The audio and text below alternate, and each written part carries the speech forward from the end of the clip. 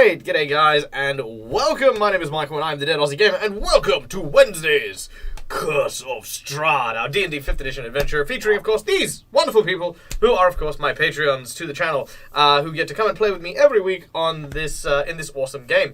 Good evening, good morning, and hello to you fellows and fellow-inas. I don't know, what's the female version of fellow? Fellow. I think fellow's pretty neutral. Yeah, fair enough. In which case, hello. How are you? How are you all doing? Pretty good. Fantastic. That's wonderful to hear. Now, guys, if you do not know who I am and you don't know what you're doing here, then please stay. No. Well, I mean, yes, please stay. Please stay. So no, my name. No, leave. No. So yeah, my name is Michael. I'm the Dead Aussie Gamer. I run a lot of tabletop role-playing games, and if you are here, then you are one of the fortunate few to catch one of my live games live, and you are invited to journey behind the GM screen and help me as I run my adventures through the Curse of Strahd D&D 5th edition adventure. Our heroes have gone on a long journey across the lands of Barovia and have faced off with a number of dangerous and potentially lethal encounters, and there are, of course, many more to come.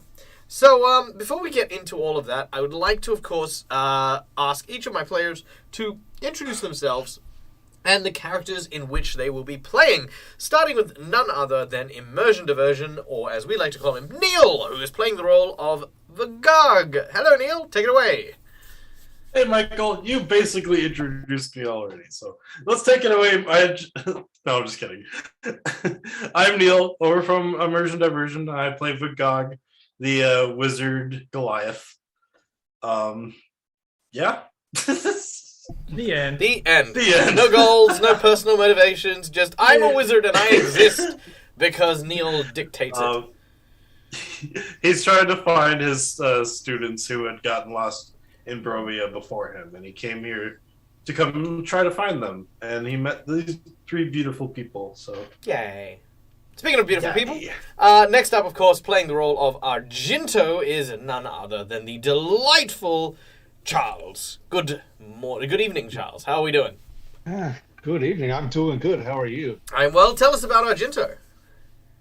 Oh, well, Argento is a delightful character who is driven by his thirst for vengeance, and I think his short attention span on who he actually should be trying to kill.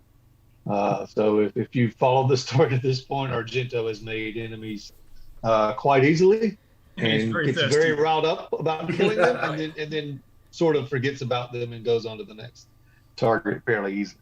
It is very true. Yeah. It is very true. The rage train does not seem to stop.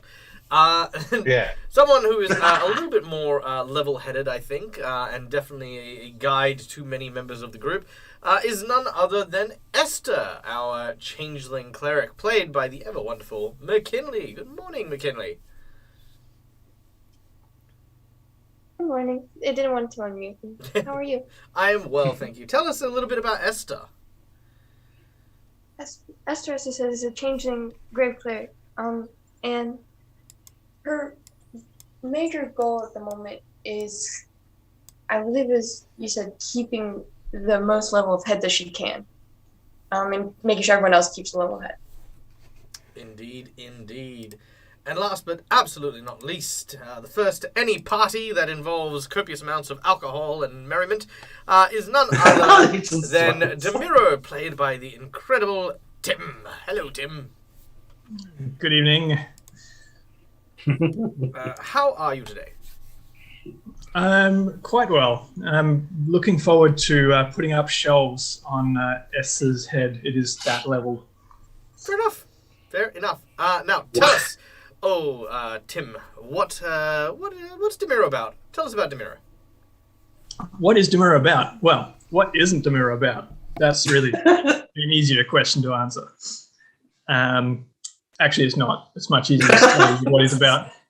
He's about having a good adventure, looking for new things, wants to experience anything and everything new, and he's sort of got an insatiable thirst to root that out and try it. And along the way, tries to keep the spirits of everyone up, and when he can't do that, well, he'll commiserate with them. Very well. In which case, I have to say that this next encounter definitely has Demiro out of sorts, as Oh no! as we find our characters where we left them previously in a winery known as Wizard Wines. Oh yeah! Where a small group of tiny tree people appear to be poisoning the wine. No. It is very disappointing. It is very disappointing. All right, and with that, I suppose we should just go straight into battle. And as we do so, I would like to give a very special thank you to, of course, our sponsors, Hero Forge, who, of course, provide us with these wonderful tokens that we use for our games. To, of course, Fantasy Grounds, which is our tabletop of choice. And, of course, to Dungeons & Dragons and Sirenscape. Sirenscape for the wonderful sounds, and D&D for making the game we play. Because we play it. Boom! The Wizard of Wines Winery. All right. When last we left our epic adventurers, they were battling a series of tiny twig-like creatures who were poisoning the wine with a virulent venom. As our heroes tried to stop them, however, they were quickly set upon by the vicious little creatures. Thankfully, however, Argento, with his breath, managed to destroy a large number of them, and Vigag, with his sleeping spell, had cast the other half into a slumber. That was Demiro. Oh, was that Demiro? Demiro! If only Vigag knew useful spells like that. But no sooner than they had dispatched these verdant vermin, our heroes have gained the attention of what looks to be a druid halfling who has stepped down the flight of stairs. This particular individual appears to be wearing animal skins and wears a horned headdress upon their head. Around their neck, a necklace made of human teeth seems to clatter lazily. As she looks in your direction, she says, "What is going on here? Why have you all stopped? I have not given the instruction for you to do so. Wait, who are you? What are you doing in this place? Are you friend or foe? Speak and be destroyed." Well, we like to think of ourselves as good friends. And who could resist attending a winery, you know? This winery is a sacrilegious place. And Oh, that sounds amazing. we will burn it. Destroy it. Ah, But not before ruining their reputation by poisoning the wine and sending it, killing hundreds across Barovia in the name of our Midnight Lord. and what is the name of your Midnight Lord? It is Strahd von Barovik, Ah, of course. the true Yes, I thought you ruler might of have meant the other Barovia. Midnight Lord. Long may he reign. Hmm. Well, we are I mean, no. I happen to know that Strahd has quite a good wine cellar in his castle. Are you sure that he wants to destroy this wine? Yes, for he knows that we are set upon those who would take the form of the crows and who would take the form of the raven, and they would be slain, killed, with no mercy and no relentment. This is the will of If they drink the Strahd. wine. But they have to drink the wine for that to happen. No, this place shall also be destroyed by my sister's creation, no less. Oh, I see. Well, I mean, since we are guests of the castle, you wouldn't mind showing us the creation, would you? No, I reiterate again, you're here to die. I see. Excellent. Good, I'm glad we cleared this up. Yes, there was some confusion for a moment there. But Yes. Well, you seem to have I caught me in the guess, middle of my monologue of what my evil plan was. But now that is over, I it is time see. for you to die. So you don't tell anyone of my evil plans. you can understand the I confusion. love when of bad course. guys do that. Yeah. I don't often I'll get tell to you vote. so that I can kill you. Well, let me introduce you to one of my companions, and Jinto. I'm sure he'll be pleased to meet your acquaintance. All right. So, real quick, we have received a plot twist from Noria. Thank you so much for your plot twist. We have two More that twisty you than may this plot choose gets. from. Your plot twist choices are from shadow or something found. So, from the shadow or something found. Take your pick, and we will add that to the adventure post haste. So, we are going to go into initiative. Now, the Tinder Twigs are still asleep. But Demiro, we begin with you. Right. Okay, combat tracker. Could we have a map, please? Yes, you may. Thank you. So, who were we talking to? Where have they popped out from? They're on the left. On the far left, you should be able to see the Strahd. Yes. They are druid. Yes. Yes, okay. They're just druid.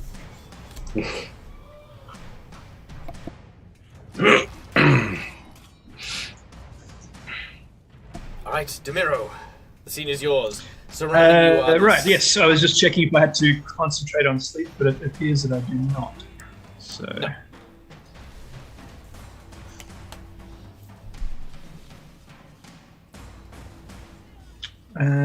I don't suppose there's any point polymorphing a druid because they could probably shape change. Very true.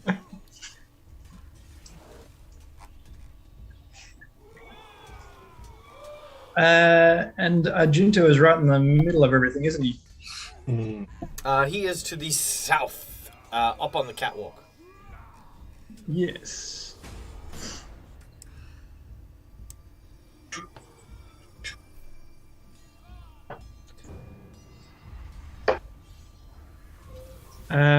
I shall attempt to cast slow on the druid. Very well. Please do so. As Demiro As I begins. lull them into a false sense of security. Very well.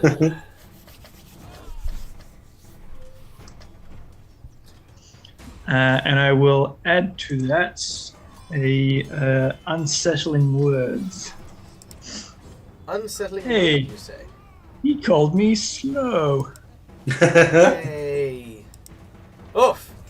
Well, with a natural 1, the druid fails as its body begins to slow down. All right. And she now has the slowed condition. Vagag, you're up next. All right. Seeing as there's still the two behind us, I mean, I'll probably run in though to help out because if they run in, they'll get in her spirit guardian aura. So I'm going to come inside. Go 1, 2, 3, 4. Up here, hearing all that. And then I'm going to say to her, what do I say to her? I just say, I'm trying to think hard right now. So, but yeah, it is not right for you to poison the wine using the bad good berries like that. Going, and then as I start saying some words, I'm going to conjure the spirit within me, and I'm going to summon it right next to her as I cast Summon Fae. Very well. You reach into yourself and you hear the sounds of soft giggling. It comes from a creature who suddenly manifests in front of you. And I think we put it on this because it does have its own HP, so I think it should go on the. But I believe. I got it. Yeah. Okay. Alright, and where are you summoning it? Right next to her. It's 90 feet. Alright, there we go. Alright, okay, it takes its turn immediately after mine, so I just ask the spirit to start attacking her just because she's planning to do poison all of Barovia. Sure. And she needs to be stopped. Alright, not a problem. The Fae then goes next. Yep. Let's see, what does the Fae do? The Fae will make an attack with a tiny sword. It's the 1d6 plus 3 plus 3 because that's the level of the spell I cast it at. Plus 1d6 force damage. Okay. Oh, that's just a bonus action. Okay, so what's its attack? Okay, so it says short sword, a melee weapon attack. Melee weapon attack, your spell modifier to hit. So it's a plus 2, I think. What was it? What's my spell modifier? Let me look at my somewhere. Oh, that's a bad one to choose. It'd be a plus 5 for my, or no, spell modifier. I'm pretty sure it'd be a 5 because that's what like the chill touch says. So, Alright, so 5 But- it is. and then Okay. A 14 as the tiny Fae strikes. It does not manage to hit the druid. okay, Alright. Next up are the blights. Now these ones are all still asleep. However, this blight, 5, 10, 15, 20, 25, 30, will attack Demiro! Take Can this! I make a wisdom save? Sorry, what was that? Can I make a wisdom save? A wisdom save? Isn't that only if they... Enter the circle. Yeah, no, sorry. Isn't that if they start their turn in the circle? I think it's when they first enter and start. When they turns. first enter as well. Okay, yes, I will. Wait, well, let me check just to make sure. But don't make it. Let me make sure because I don't want to mess it up. Let's see. You just have in the area, and when the creature enters the area for the first time or starts its turn there, so it's going to be its speed is halved, and it's going to make a wisdom save. Okay. Alright, very well. I'm going to make it make a wisdom save. Yeah! Alright, yeah, that one's fine. But he still rushes and misses. These guys are asleep. What? This guy will also run in and will attack Demiro, but he will also make a wisdom save as well. It still takes half the damage. Let me check. He is also fine. Okay, so they both take half. Yeah. Okay. Let's see. Take this, So Demiro. that's 8. Okay. Yeah. How do I do multiple dice again on the bottom? Sorry, what's that? How do I do the multiple dice? Oh, just drop it in the chat and that'll be fine. If you right-click the dice, you can select how many you want to do. Yeah. Oh, okay. Thank you. mm-hmm. Okay.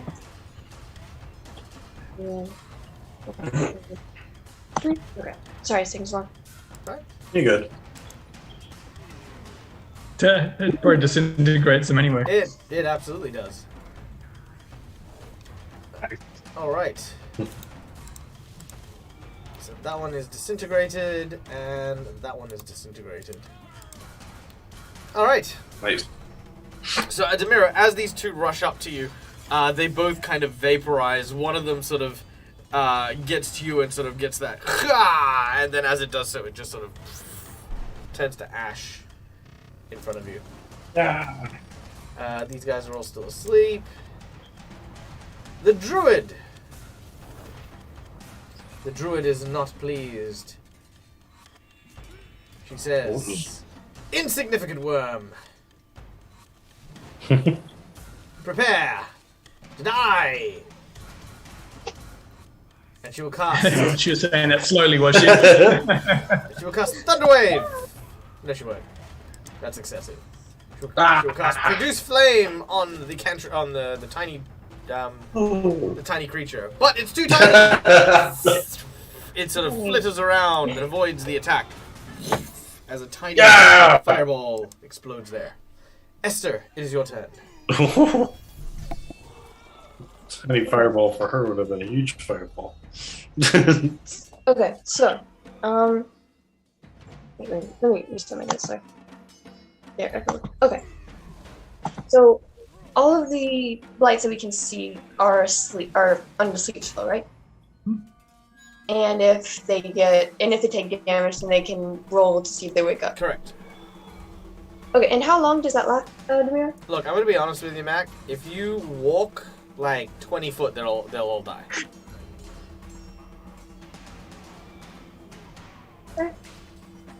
It lasts for a minute. Yeah. I'll walk 20 feet. Sorry. What? What are you? What?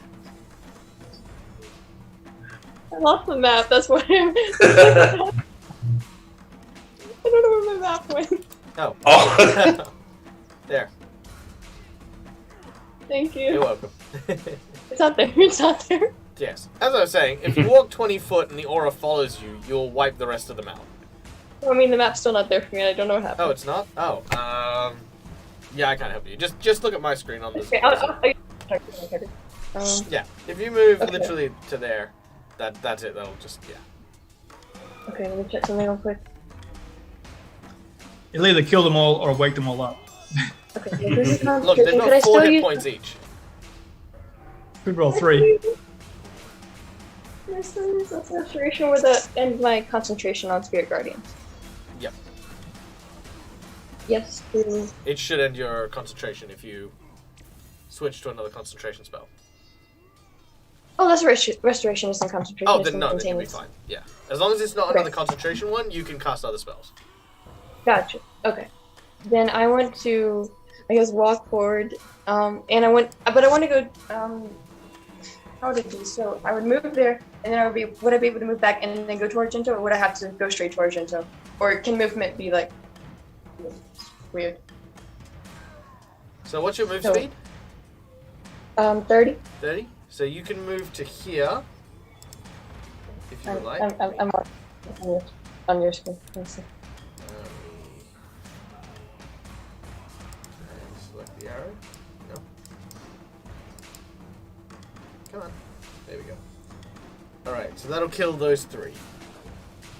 Okay. Yep. And you don't even need to roll, they'll die. 15, 13, and 14. Alright. So these ones are wiped out by Aurora as you moved up to there. And then you're using Restoration. Restoration says a touch spell, so yeah, and I want to get rid of the poison on Argento. Alright, Argento. You feel Yes. the touch of Esther, and your poison is suddenly gone. Thank you very much. Feeling better now. Right, we have another plot twist card from Eric, or Chu. This is obviously in addition to the Something Found plot twist from Noria. Eric, you can choose between Broken and Sudden Recollection. Argento's now just like, now I just feel full. He's got some. There you go. He got Alright, he drank all that alcohol. Yes. Argento, you're up next. All right. So, feeling enraged from being poisoned by these people or things or whatever they are, I'm not quite sure.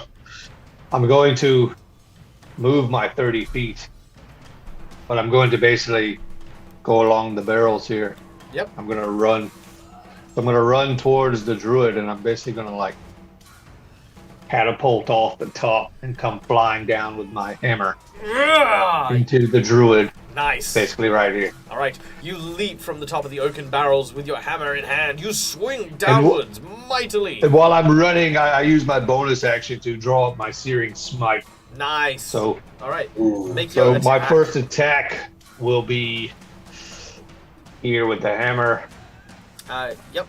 You do have advantage. Oh, You do have advantage because of the fairy. oh, I need I it. do have. Oh advantage. yeah. Yeah, the fairy is Oh. flanking with you, so you do get advantage. Ah, bet. That's awesome. All right, that'll hit. All right. So that one hits, Yep. and do then your we'll damage and the smite damage. do the damage here, and then I'll add the smite to it, Damn. Woo! Nice. and then the smite. Max I'll put it in here. Yep. All right, so that's an extra 2 damage. And then the second, I get double attack because obviously it's just what I do now. Mhm. So I get swing my second. Is this with advantage as well? Yep. Okay, let me do advantage here.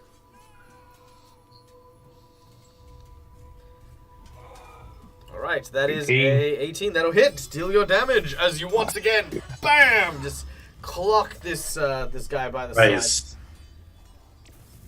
And Oh yeah. the druid is out. I basically stand there frothing. Poison mostly from the poison that was coursing through me, but it looks kind of cool. All right. He's phobia. Well, You look like you need a drink there, Argento. Yes, I go drink. No, I don't. all right. Well, with the battle now over, Esther, do you want to just kind of walk over to where these other dudes are? And then Oh. Walking and killing them, that feels wrong. Well, He just did it. just walks into they could be like, "Oh Or damn, I two. totally forgot about my aura." it. you're a witch. Just Look, they're all twig blights. Twig blights are blights by nature. They are quite evil. Just They wanted to tried. give them some bad berries, you know? And now Esther is. give them their own medicine. Poison them. All right. Look, it didn't hurt everyone. Just Argento and Vigal. What? All right. As you Yes. dispatch the last of the twig blights, you breathe a sigh of relief. This is a little bit dark for what I wanted for this. Let's move that a little away. Much better. Okay, so as you make your way looking around, you could see that the druid themselves appears to be flattened by Argento's hammer. The twig blights have turned into little more than a bundle of burnt and broken sticks. And Demiro, amongst the druid's belongings, you see something shiny, glowing. It calls to you.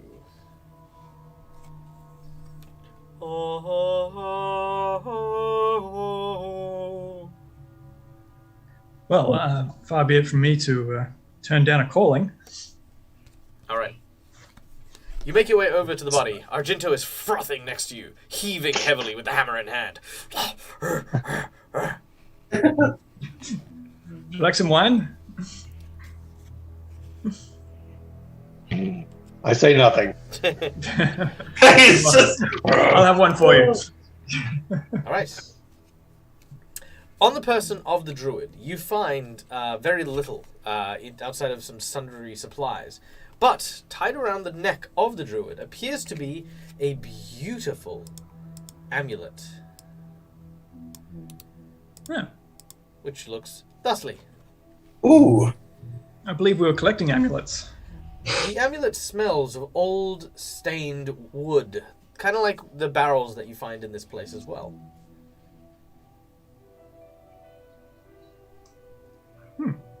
Indeed. Amulet is befitting of you. And this amulet comes courtesy of Noria Rick, who has used the plot twist card. Something found. Dun, dun, dun, dun. So thank you for that, Noria. Woo. That is something, and we found it. You did. All by yourself. Yeah. All right. What do you want to do with this, Demiro? Is anything on it, or it just looks shiny? You're looking at it. That's it? Okay. I want to turn her over, because I feel like there's something written on the back. It's written on the back. It says, made in Taiwan. My favorite. Okay. I mean, I don't think I have any way of ascertaining any particular attributes of it. I'm not sure. It could just be pretty. Yeah, it could be.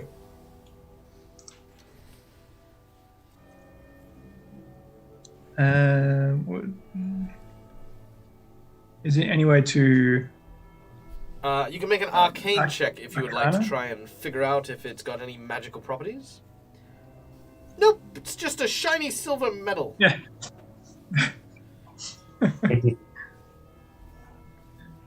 I'll just add it to the backpack.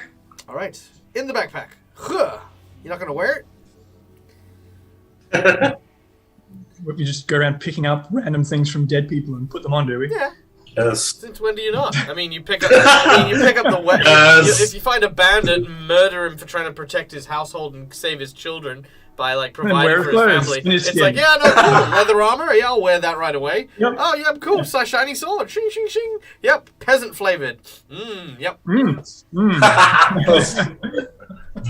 you mean pheasant? No. So.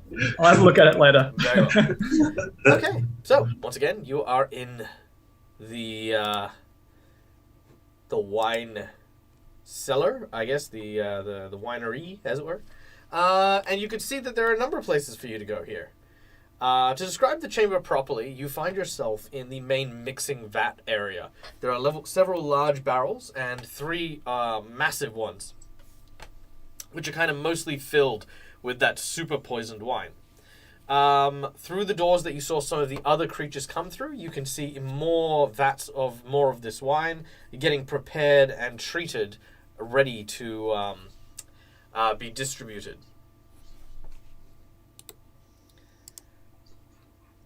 Oh, Argento, or no, Esther, you have that wand still, right? Or no, we gave it to Argento because he wanted the unicorn horn. Stick the unicorn horn in the wine. It might cure the poison, but keep the wine. The guard. What does this Huh? ion appraisal do, by the way? The what? Stone of appraisal. The appraisal? The stone of appraisal. Oh, the stone of appraisal. Yes. I always figured it like gave me the value of like stones and stuff like that. Did you have an idea? Did you want to use it for something? Value the wine. Yeah. Oh yeah, true. Later on. Just was asking real quick. Sorry. Yeah, no problem. I can try it. I pull the is it like an ion stone or is it like a glass kind of look It's kind of like a monocle almost. Okay, yeah. So I take the monocle and I fix it to my eye and I just look at the wine. All right. The wine is valueless. Okay, yeah, it's valueless right now. I would try to purify it and see if that fixes it. I wouldn't. I mean, it might purify the wine and just turn it back to regular wine, but it could also just get rid of the alcohol and just be juice. Again.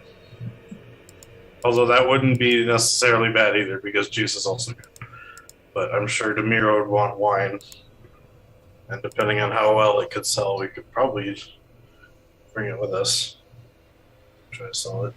Oh, someone else's produce. Yeah, well, let's just. Well, they're not here anymore.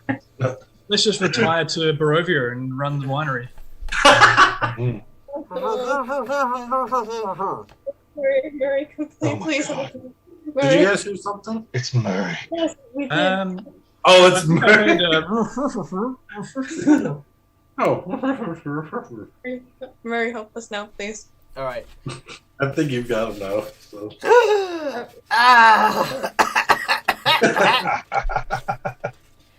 think Murray needed that. Yeah. No. You left me in there for quite some time. I see you're still alive. Well, The dragon didn't eat you. no, it did want to, but it didn't. Yes, I imagine. Ooh, is that wine I smell? It's poisoned wine. Well! Oh no! Poison, you say? Oh, drat! Whatever will I do? Who's got him? Is it me or is it Esther then? And I'm being sarcastic. I'm already dead. What's poison going to really do to me? Well, I was just gonna how throw about him in we the find wine. out? I'll grab his skull and just scoop up a goblet of wine. Right? Oh! You're so like the goblet. Wow! That buzz goes straight to my head. Oh god. That's awesome. Well, I thought you might like that. I did. I quite thoroughly enjoyed that. Now, listen. Where you find yourself now is Wizard's Ride. Wait, I've got this. Hold on. Line. Okay. Wizard's Winery. Yeah, yes. Run by a group of wizards. But, you see, the wine, like the wizards, is cursed. Cursed and poisoned? Well, no, the poison's new. The wine used to be pretty good, but, yes, cursed it was. The finest wine in all of Barovia. And the curse was that despite its delicious delectableness, it was so popular, you couldn't get any. Huh. That reminds me of something. Does it now? Anyway. Now, listen very carefully. The cultivators of this great wine were stricken by a curse. Stricken by lycanthropy. Dun dun dun! Yes. Wait a minute. The woods around here are full of werewolves. Oh, no, not werewolves. Crazy coincidence. No, I wouldn't trust a werewolf to make wine for anything. No, they became were-ravens. Yes. Ah. Yes, they did. What? Oh. Indeed. Wait, we saw a flock of ravens, didn't we? Yeah, we did. And the druid mentioned them as well. So. Uh-huh. Yes. I seem to recall they weren't particularly friendly. Uh-oh. I mean, if they were friendly, then I mean, yes. Good. That was supposed to be it. Now, listen very carefully. I shall say this only once. If you find that there are no wizards here, one must question why there are druids here. Sorry, what was that? I didn't quite catch it. I shall say this only once. Shut up. Now, listen very carefully. If the druids are here, the druids serve Strahd. Yes. No, hold on. Wait, I need to find my voice right. Sorry, my voice is actually... I mean, the druids did say that that's what they do. Weren't they called the Shadow Druids, or what were they called in the book that I got it? Well, they said they serve the Midnight Lord, I think. Yes. I'm Skeletor. Yeah. There we go. Okay. So, I mean, true to your form, Murray, you are informing us of information you've just found out before you came out. Well, nonetheless, I must tell you that these druids are cuckoo nanas. That was also quite clear when we met them. Yes. But there's more than one. And you must be careful. For if they've set their sight on the winery, then you are not safe. Just as the wine has been poisoned, the druids seek to poison you as well. Yeah. I mean, that does make sense, given that they wanted to give out poisoned wine to all the land. Yes. Indeed. You just wanted to come out of the bag, didn't you? I did. I did. I mean, I thought I could be useful. You know. You are useful. Oh, thank you. You're welcome. Wait! What is that around, what's that in your backpack? That thing there. The amulet-looking thing. Oh, Demiro's. Yes. This one, or one of the other many amulets that we've been... No, specifically that one. This one? You know, the one that someone in the audience very generously donated and probably shouldn't just sit festering in your bloody backpack. Oh, right. Yes. Well, let's just camp in this highly dangerous... Look, we're not camping. I'm going to tell you what it does. I have seen this amulet before. And it's not surprising that you found it here. For it is the amulet of the drunkard.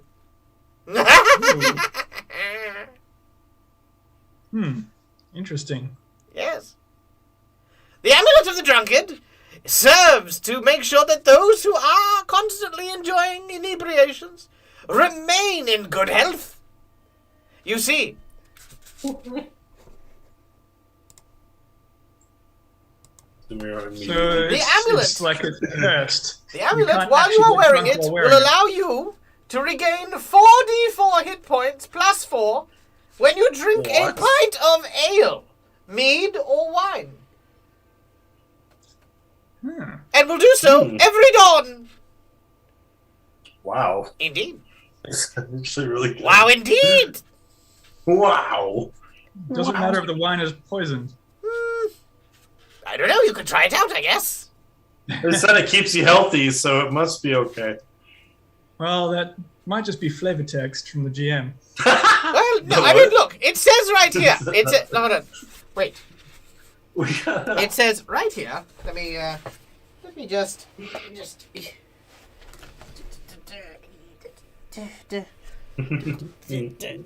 Ah.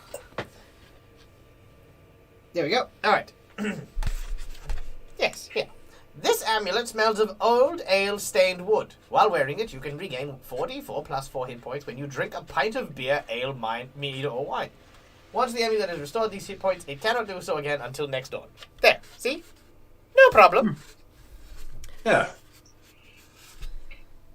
The beer seems really up your alley. I mean, It does. you like to drink a lot. That'll keep you from getting drunk, too, I think, right? No. I didn't know that. It does Well, not. it keeps you healthy. I just thought Um, about, yeah, okay. Maybe you should wear it, Vigag. It seems to have much more magical power in your hands. Murray offers himself his tribute. Murray's put the amulet in his eye socket. It's just...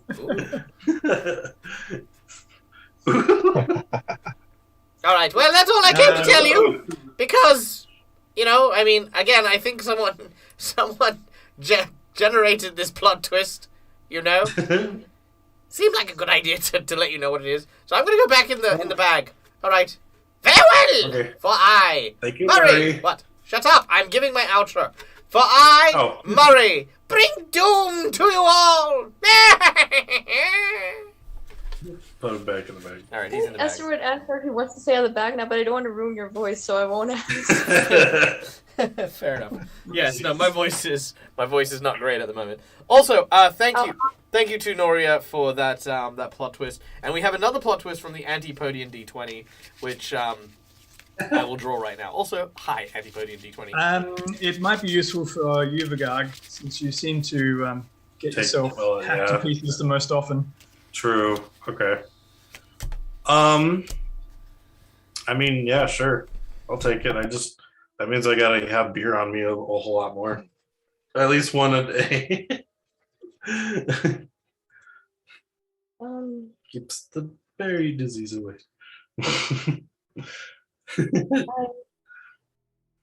May I approach the body?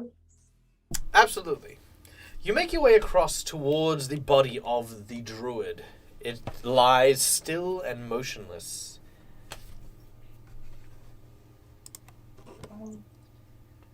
I kneel down next to it, and Esther just kind of says, I can't do it now, but tomorrow, will you allow me to bury her?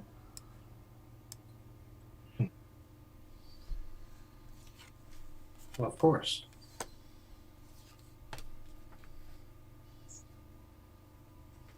All right. Now, you do recall that the druid had mentioned that there were others. It may still not be quite so safe for you to rest and recuperate yet. What did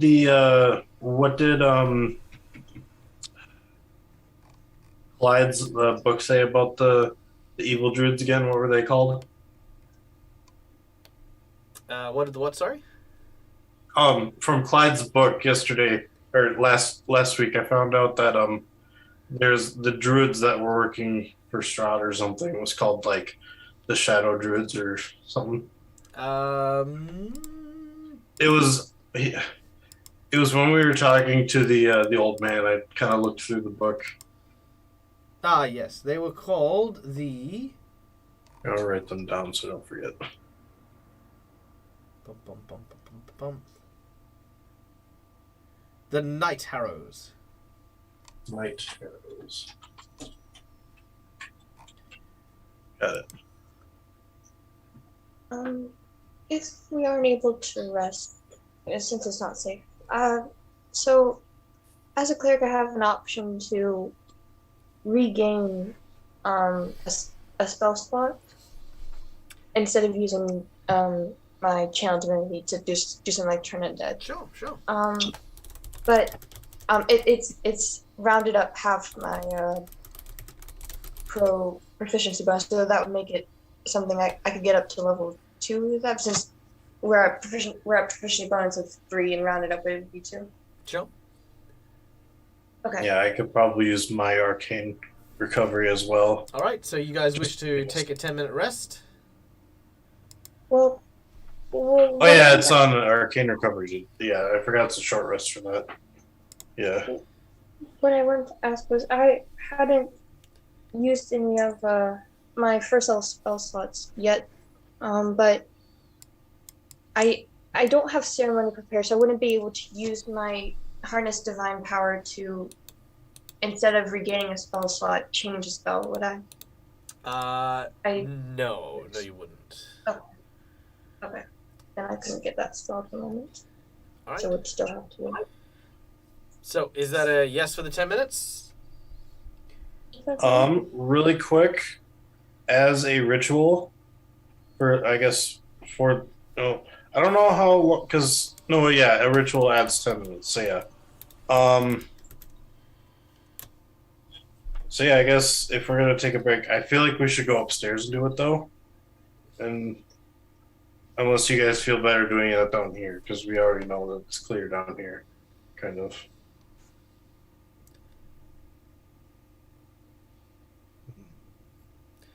As you sit in stunned silence for 10 minutes, you rest for 10 minutes. Done. Yay! Yeah, all right. I think I we was should just wondering rest, because. Okay. All right, so I get. Also, feel free to dictate or to narrate whatever your characters would like to be doing during this 10 minutes. Beyond the mechanics of what you can regain. So I don't have to cast this as a spell slot. I was going to do detect magic as a ritual for the 10 minutes and see if there's anything else magical. You won't be able to rest if you're casting a spell for 10 minutes. Oh, okay. As you could probably imagine. Okay. I will use the 10-minute rest to cast Tiny Hut, which will be ready for us at the end of the rest to not use. Excellent. Yes. Argento basically will go sit on the barrel behind him. He just sort of jumps up, sits down, and he will while he's resting, he's gently like blowing his breath, and he's trying to wait to see if his breath weapon will come back, if he can start to, and he's waiting to see like little ice crystals come out, and then he knows he can not. Oh yeah, it takes a few seconds, but then you feel that so the Dragonborn have like this gland in their throats, which when swollen creates a liquid that certain Dragonborn can then expel to create these dragon breath effects. So you kind of feel those glands just by your cheeks, and you're like, yeah, okay, yeah, they're full again. Yeah. I'm good. I can use my breath weapon. All right. And then I guess, so instead of that, just taking the break, I would actually, because the fairy stays out for an hour, it's concentration, Okay. 1 hour.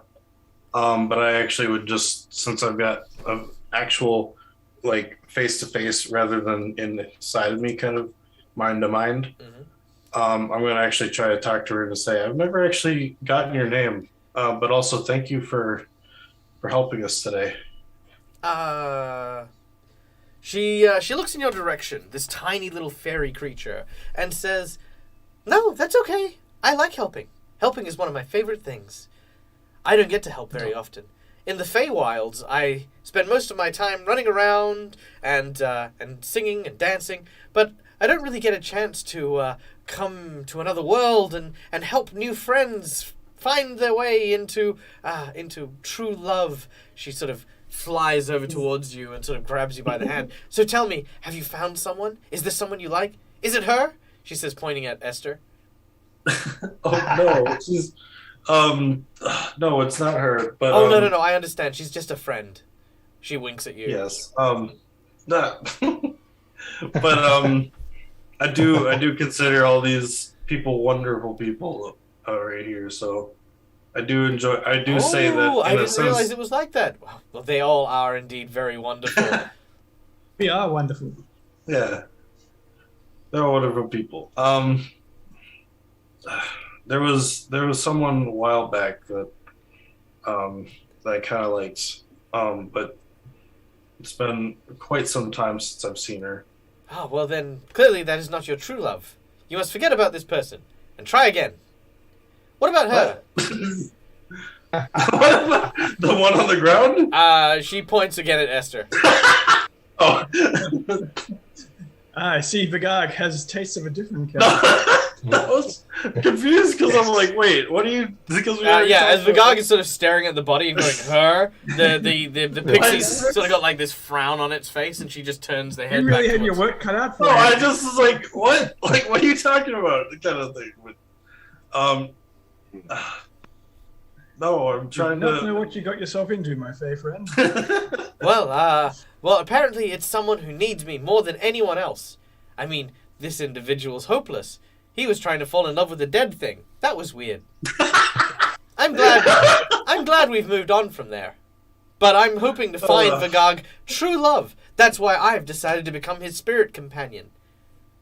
It would be such a shame for him to die Well, thank without you for truly that. experiencing it, and I've wanted to experience it myself as well. But of course, I'll being a give Fae, you that we don't really have souls the way that people from the material world do. So in order to feel it in its truest form, I must merge and be familiar with one of the mortals from this realm. And Vigag, on the verge of death, has created this pact with me, and now I am here. Well, you should be fortunate in that one cannot truly love another until they love themselves. And if you're inside Vigag, then when he does love himself, that would be loving you. Well, that's very true. Vigag does love himself very much. 4 or 5 times a week, in fact. Ah, really? Well, maybe not quite the same sort of love. Oh. But, it's a start. It's a start. Anyway, I yell out to you, Vigog, if you really like the druid, I might have a little bit left into the Warhammer. what? Oh, you said you like the druid. I've got some. There are Put it in a pieces little of the bag druid or still on the something. Warhammer. Yes. Esther just leaves. Esther's like, yep, I feel well rested. I'm glad that we used this 10 minutes to do whatever that just was. Probably a good thing that he's got the amulet What and did you dragon do on. with that? So how about this weather, eh? Alright. So, hey, look. You wanted to talk about you wanted to talk to the fairy. This is what you got. Yes. This is your own fault. I know. All right. It is. So, you can see that there are a number of different ways that you can leave the area. There is, of course, a pair of sliding doors to the north, a door that leads to a room filled with barrels, as well as a stairwell that leads just beyond where the druid happens to be. This stairwell leads upwards. Oh, and downwards. Actually, Leads up and down. I haven't been able to say what I want to do for the short rest of time. You may. Sorry. Don't apologize. Just do it. Yeah, what are you? So Esther's kind of ailing to the side of the body, and she remembered that the druid had mentioned a sister, and then of course Mary said that there were more druids. And she sort of holds the Taroka deck that Madame Una had given her, and she's kind of holding it, but in her herbalism kit, I imagine she would have a specific plant. Do you know the Rose of Jericho? The resurrection fern? No. there are certain ferns and different plants that they look dead, but once they get any water, they sprout back up. That's why they're called resurrection plants. The Rose of Jericho is a specific one of those that whenever it crumples up, kind of looks like a tumbleweed, but whenever it gets water again, it gets nutrients, it blossoms basically. But it's a fern, so it's not actually a rose. And in hoodoo, they are a symbol.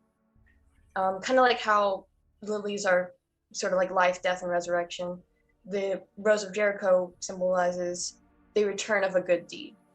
And she doesn't think that she's really has any good deed that she's going to get a return on, but she places this Rose of Jericho sort of like on the chest, and then kind of like just so that it's to prepare for whenever she actually can bury her with the ceremony spell. Right. You are very reverent towards the body as you prepare it for later burial. You put it to one side, kind of near one of the doors. I'm going to say that you're going to put it like over here-ish. This area here is just a storage room with several shelves and the like. It is dry and well kept, so that's where the body can stay. And I'm just holding the tarot deck.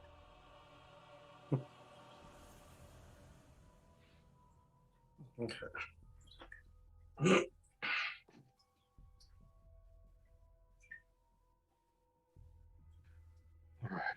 I think we should head up. Yeah, Yes. we can head upstairs and check out what's up there. Well, they did say there were more druids, so we should Maybe we go can get a find look them. out.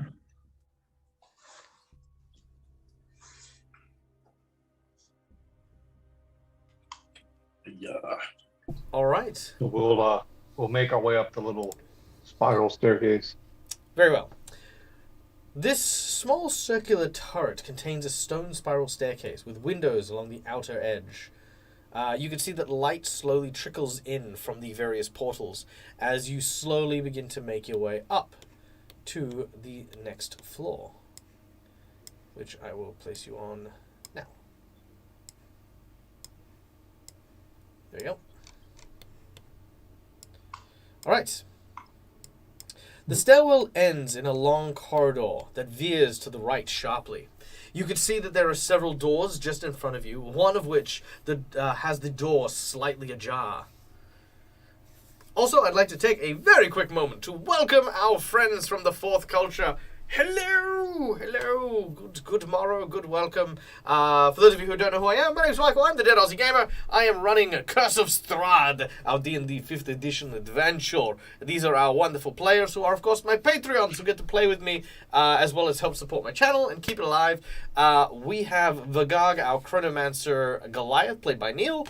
We have Argento, our Paladin Dragonborn, played by none other than Charles. We have Demiro, our friendly and whimsical Satyr Bard, played by Tim. And we have Esther, our voodoo changeling cleric, played by the wonderful McKinley. If you have any questions about what's going on in chat, please just ask us, because you guys are behind the GM screen with me, and we will get up to some mischief for these guys during this adventure. Okay, so without any further ado,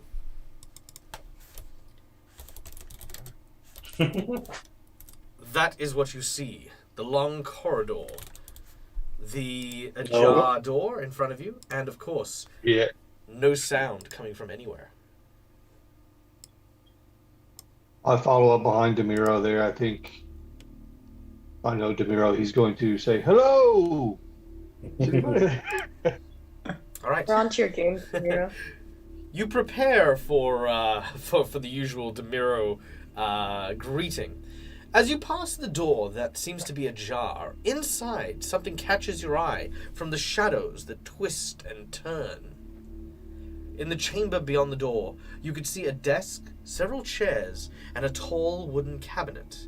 But a strange contraption sits in the middle of the room, something that looks like nothing you've ever seen before. What is it? Something we've never seen before. Do you wish to open the door and approach? Yeah, I'll have a look. All right. As you open the door, you suddenly hear a voice. I thought the door was open, or is it? It's kind of ajar. Yeah. As you open the door, you hear a voice from the other side. Quickly, my servants. I heard a commotion downstairs. If we do not hurry, they will be here soon as well. 3 Hello, creatures. we are here. Let me describe it. Shut up, Tim. 3 creatures. 3 creatures are inside here. One appears human. It is caked in dirt and mud. It's hard to know entirely for sure what manner of creature it is, but very clearly has a veil of moss covering its body. Another druid, for certain. She seems to be rooting through the contents of the cabinet in here, and behind her, 2 creatures made entirely of twisted dead vines seem to be doing her bidding, pulling, tugging, and scratching at the strange contraption you can now see in full. As Demiro shouts out, they say, "They're here!" And Yes, that's what we said. yes, they will go. I guess they'll fly into initiative. All right. Dun dun dun dun. Druids rooting around is strangely appropriate. Yes, thank you. I appreciate that. All right. So we now go into. Dun dun dun dun. Where is it? Always has to We go into conversation. Yep. Violent conversation. Very violent conversation. The most violent conversation, in fact. All right. Going to thoroughly converse them. Quick question: would taking the rest have broken my concentration? Yes. Okay, just making sure. All right. Me and Argento get advantage on the Initiative? initiative if we can. Yep, not a worry. I'll get you guys to just roll another initiative. Sure. Do that manually, yep. So that was Hang on. I should probably Ooh. very nice. Oh yeah, your weapons do the. 17 plus 2, so 19. So 19, and... Kind of down at the bottom. Okay, so Demiro, you do get to go first. Alright, what do you want to do? What does it look like they're actually doing? Or we can't really tell. You can't really tell. They seem to be rummaging around in this particular room. Right. Okay, I will just pull the door shut and.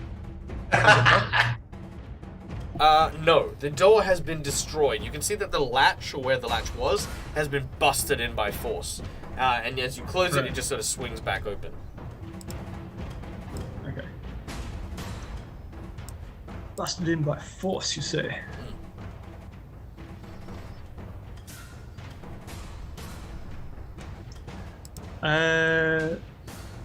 Well.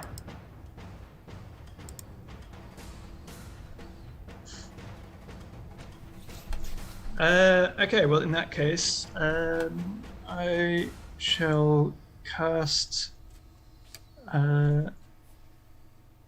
Hideous Laughter on the druid. Very well. Go. Funny you should be rooting around, my mossy friend, but, well, I hate to tell you it, but we're already here. Alright. You tell your joke, and let's see if it lands. Roll your saving throw on the druid. Ah! Yes. The druid falls over and begins to cackle in roaring laughter. As he sort of is now prone, he yells out, "Get them, you idiots!" Oops, I accidentally gave you prone. You don't need prone. Prone to the druid, please. Thank you. All right. The druid, who is roaring in laughter, will do nothing but attempt to break the laughing cycle. Let's see if he can do so with another save. He fails yet again. So he continues to laugh while prone. Nice. Well, prone. All right. The Vine Blights. They kind of look at each other. Their vaguely humanoid bodies kind of seem confused at the laughing druid. But they know one thing's for certain, and that is the master wanted these things killed. The first of the Vine Blights steps forward,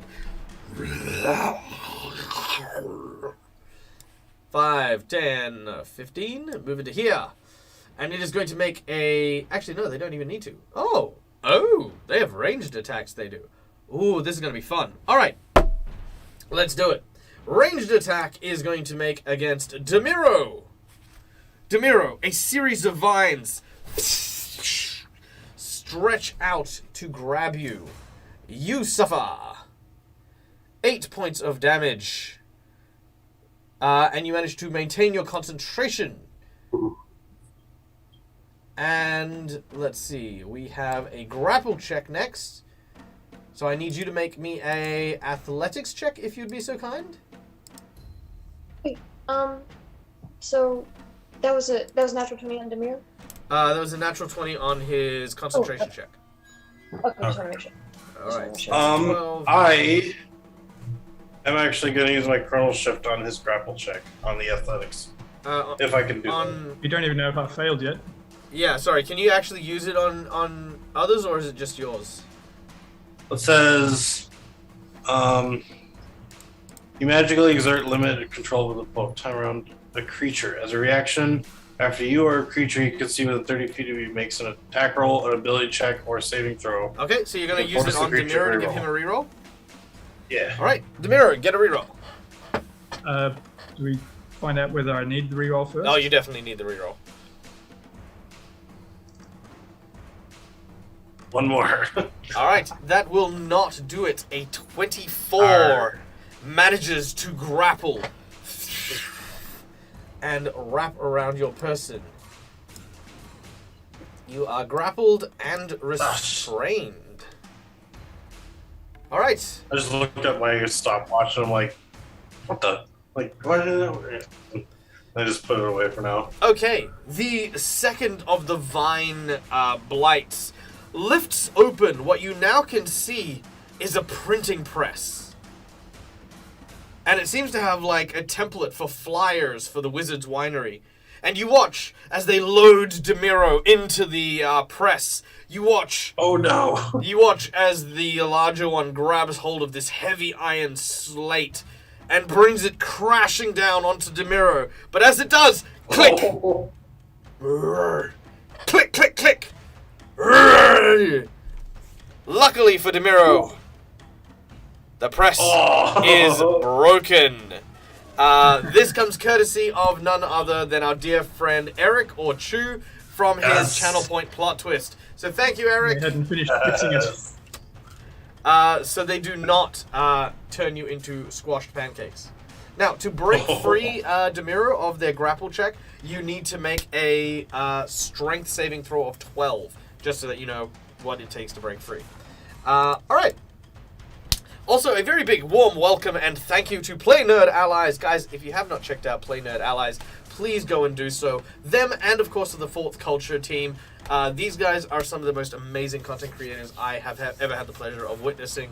And I look forward to working with them very near in the future. Because they're all great. And they're all wonderful. Okay, so, where are we at? We are at Esther, our cleric. What do you want to do? You've seen Demiro open the door. Kind of yell something and then close the door, but then this series of vines grabbed him and yanked him into the room.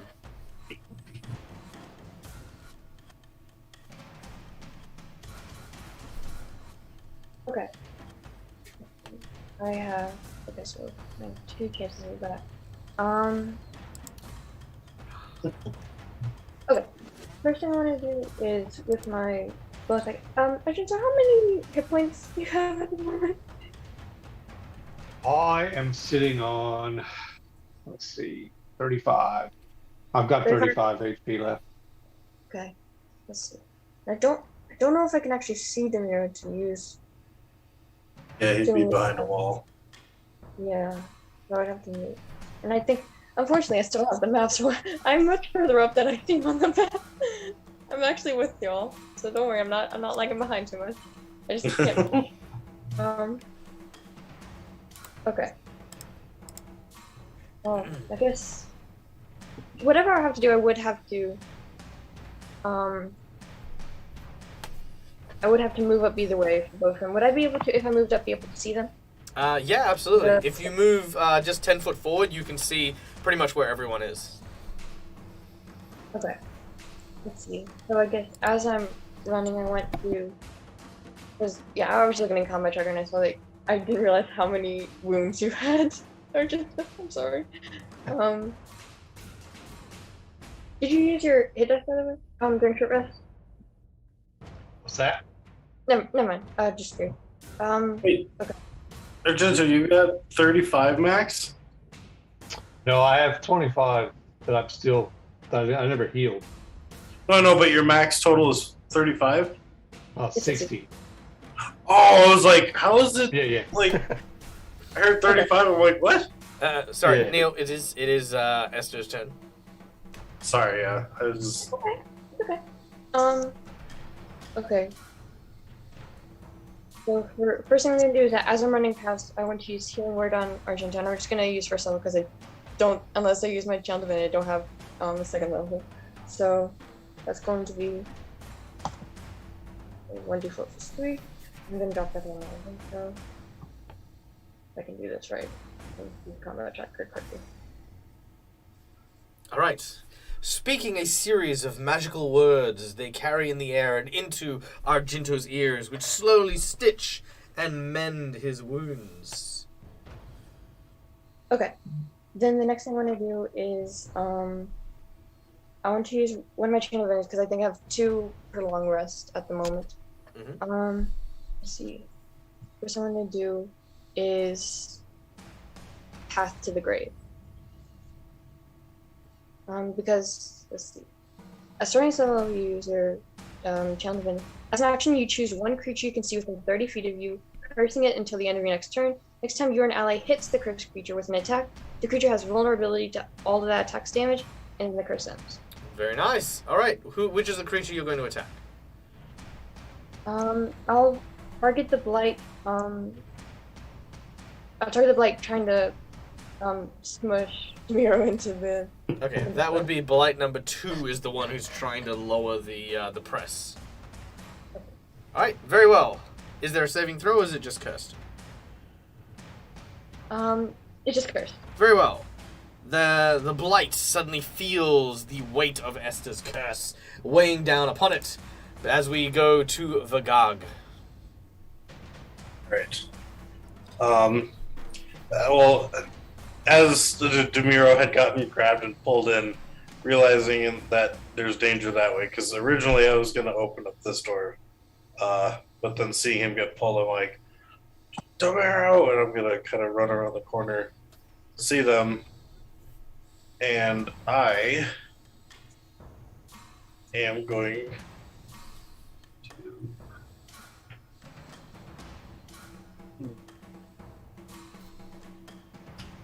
Actually, so the druid's laying on the ground, right? Mm-hmm. Would I be able to attack the blight behind her with a ranged attack and be okay? Yeah. The druid, while it's lying down, is not providing any obstacles for the vine. I'm going to attempt them. Okay, I'm going to conjure my magics into a purple light and attempt to shoot Witch Bolt at the second one. All right, a bolt of lightning flies towards one of them. Make your attack.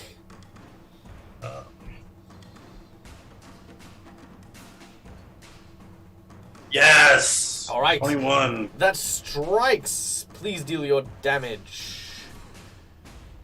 Zap. All right. Very nice. 9. It has been wounded by your lightning.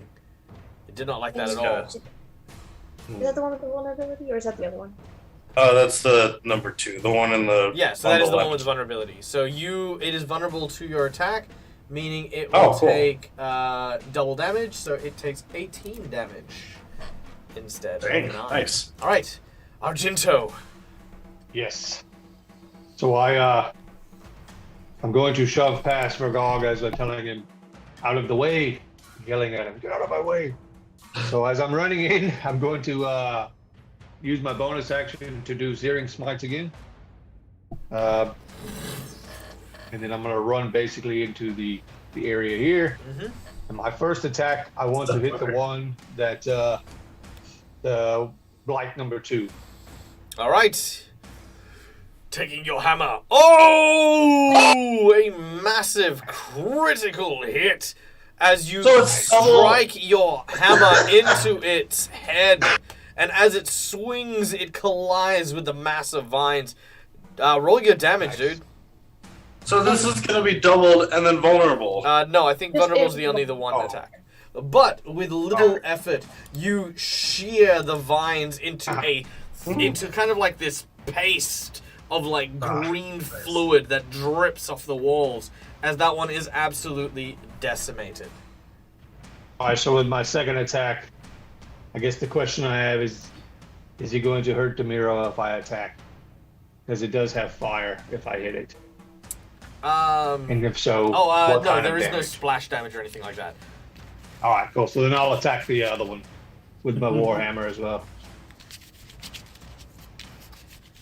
All right, that one will strike. Deal your damage. It's the it's not great. And then I get to oh, that's better. Ends up with 11. So 5 damage and then 6 fire damage. All right. All right. Just. Dun, dun, dun, dun, dun. All right. We have claimed another plot twist card from a channel point from Avarian CA. I've put the plot twist in chat, so do let us know. So that is 5. Actually, assist Argento. I was feeling a little under pressure there. Under pressure. All right. Push it down, baby. All right. Very well. We have our next plot twist, which is going in on the log here. It's at least better than tension, where you would be being pulled apart instead of being pressed. That's It's true. like He was Plato. not impressed. Thanks, Christian Plato. All right. Next up is none other than Demiro. You are currently grappled by this entangled mess of vines. Did it take any of the fire damage? It did. Okay. That's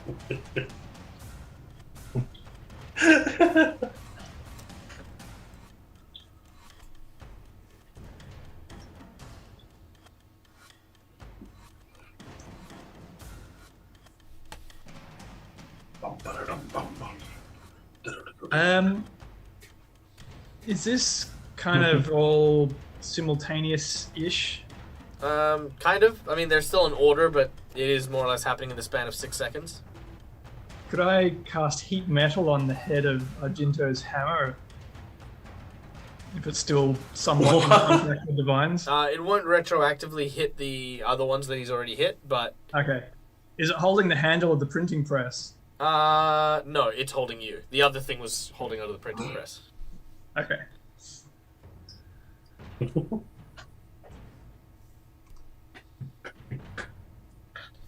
Also, I believe restrained means that you can. Let me just check this real quick. I think restrained is that you can't take actions outside of breaking free. Yeah, grapple is your movement reduces 0. And then I think restrained is whenever they can actually wrap around your limbs, so you can't. Oh, right. Yeah. So you've got no speed. Speed is Yeah, 0, speed is 0. attack rolls have advantage, Yep. and I got disadvantage on dex. Okay, and then grappled is. Yep. Okay. Cool. Done. Yep. You're not in a good way. Grappled, yeah, but doesn't stop me doing things. Except Only moving. try.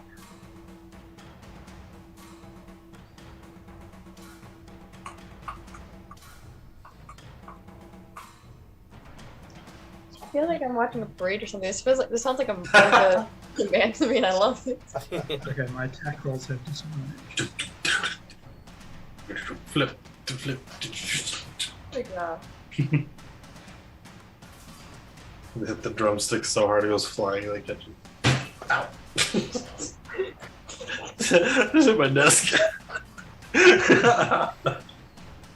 Sorry. okay, is your hand okay? Yeah, that's good. was funny. Uh, Back. Oh. okay, I will mock it viciously. All right. Turning your attention to the the mound of vines, you proceed to hideously mock it. Please do so. You call that a grapple? You would grapple your way out of a paper bag, and you are made of wood. All right. It succeeds. Deal your damage as your cutting words slice through the vines. I can't actually. Oh, hang on. That was. I can't actually speak. Damage. There it is. 1 damage. It's supposed to be 2d4 at level 5. There we go. All right, 5 damage to the vine blight as you slash into it with your cutting words. It then goes to the druid's turn, who is lying down, hideously laughing at your terrible joke from before. Once again, it tries to break free.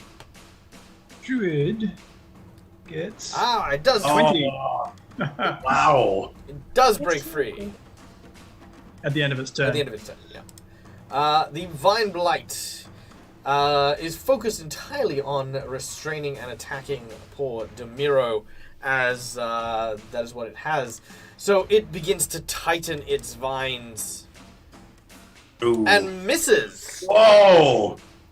Rolling incredibly low, it wraps around, but is unable to really put the squeeze. Demiro, you've kind of put yourself in a way that it seems to be sort of preventing itself from tightening any further. All right, Esther, it is your turn. Okay, let's see. Would I have a clear shot at the vine, or if I was trying to make a ranged attack, would it be kind of I wouldn't be able to reach it, would it? No, you should be able to. Like, I mean, it'll have cover, so it'll be a disadvantage, but yeah, you can.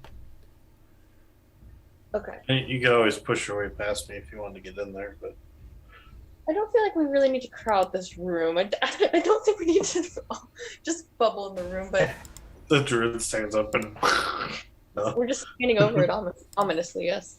So let's see, how do I want to lay this out? Which attack do I want to do first?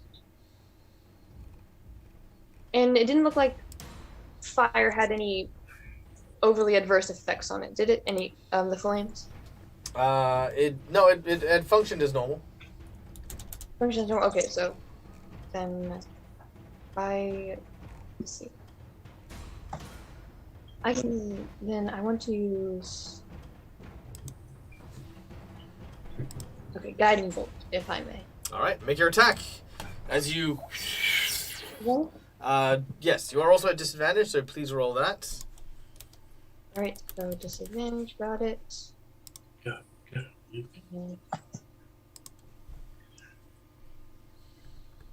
Cast on Oh! Oof. Well, I mean, still. Wow. I got a natural 19. Damn. Could I use my masterpiece song to give her about +1 and increase that to a 20? It will, but it won't give it a natural 20, so it won't crit. Yeah. Okay. Yeah. But that'll still hit. Hey. So, deal your damage as your guiding bolt flies out, creating a sort of a sphere of glowing light that, as soon as it strikes the mass of vines, you can now see this glowing orb just sort of hanging in the center. Alright, okay, let me make sure I put on the right one. I don't want to attack Demiro or the dog or the druid yet. And the vine blight is destroyed, ripped to pieces, leaving just the druid lying on the floor. As we go to Vagag. All right. Running up to her or the druid. They're still on the ground. I'm going to attempt to just kind of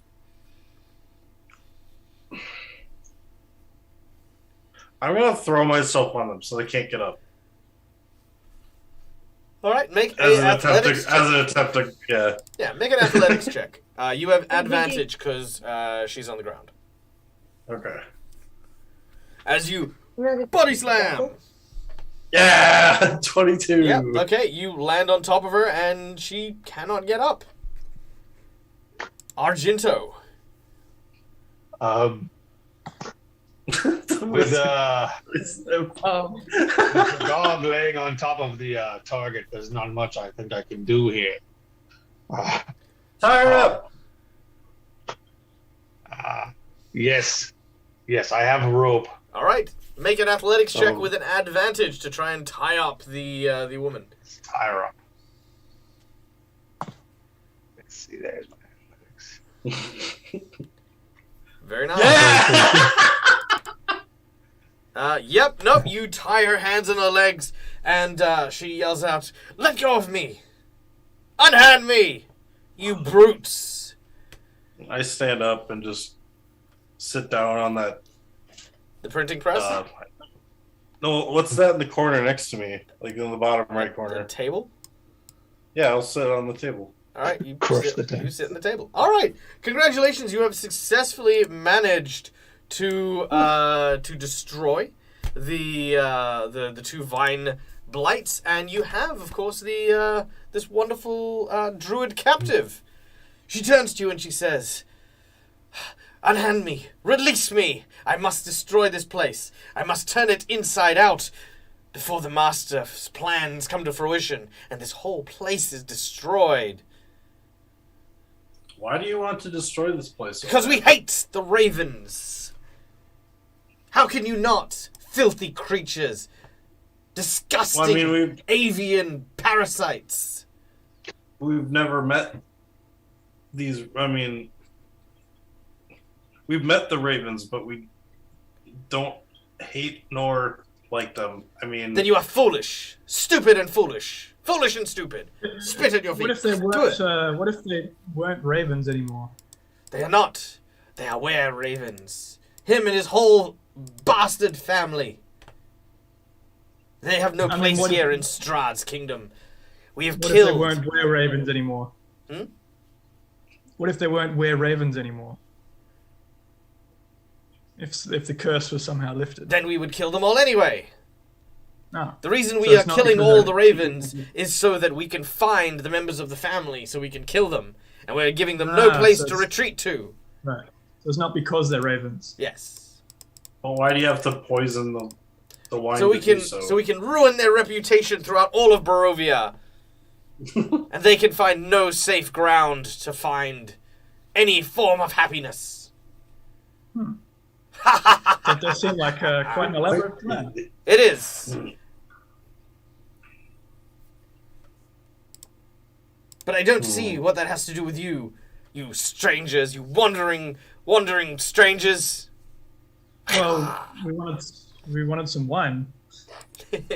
and also shelter, and we got attacked by your friends or your guys' those tiny twig monsters. I mean, So- to be honest, you could have probably done a better job just by taking over the winery and using the reputation against them, and taking over the business. Also, why not put a sign up that says trespassing? Don't come closer, kind of thing. There was no sign, and it looked bare at first. I don't know. So, you came into a winery that didn't belong to you, walked inside and saw a bunch of tiny little creatures, and didn't think, maybe I shouldn't be here. Look, No. we They have were no offering us clue what's berries. going on. They seemed Yeah, they were. quite friendly. Oh, They're offering us berries. Well, we were trying to if be my, friendly. if my We got vine chased blights by were a down there, dragon. they wouldn't have been so friendly. My poor vine blights, you horrible lizard, scaly man person. So I I actually outran a dragon. I'm gripping my war hammer really tightly. I'm holding back the urge just to attack this tied up thing, but I'm not doing it yet. But I do want to ask. I just have one question. Where is the wine from?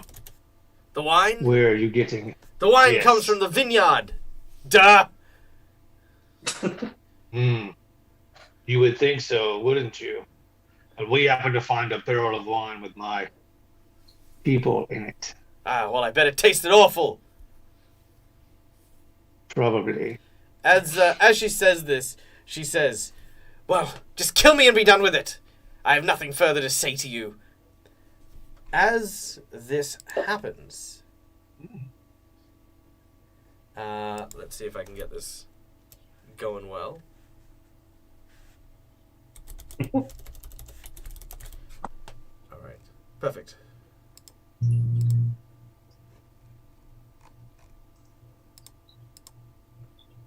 All right, I don't know how this is going to sound, so I do apologize for the volume if there's any. Maybe not. All right. All of a sudden, there's a crash. Oh At the window.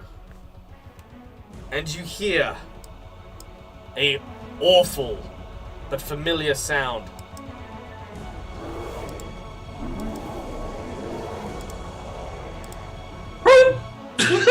A hand explodes through the window.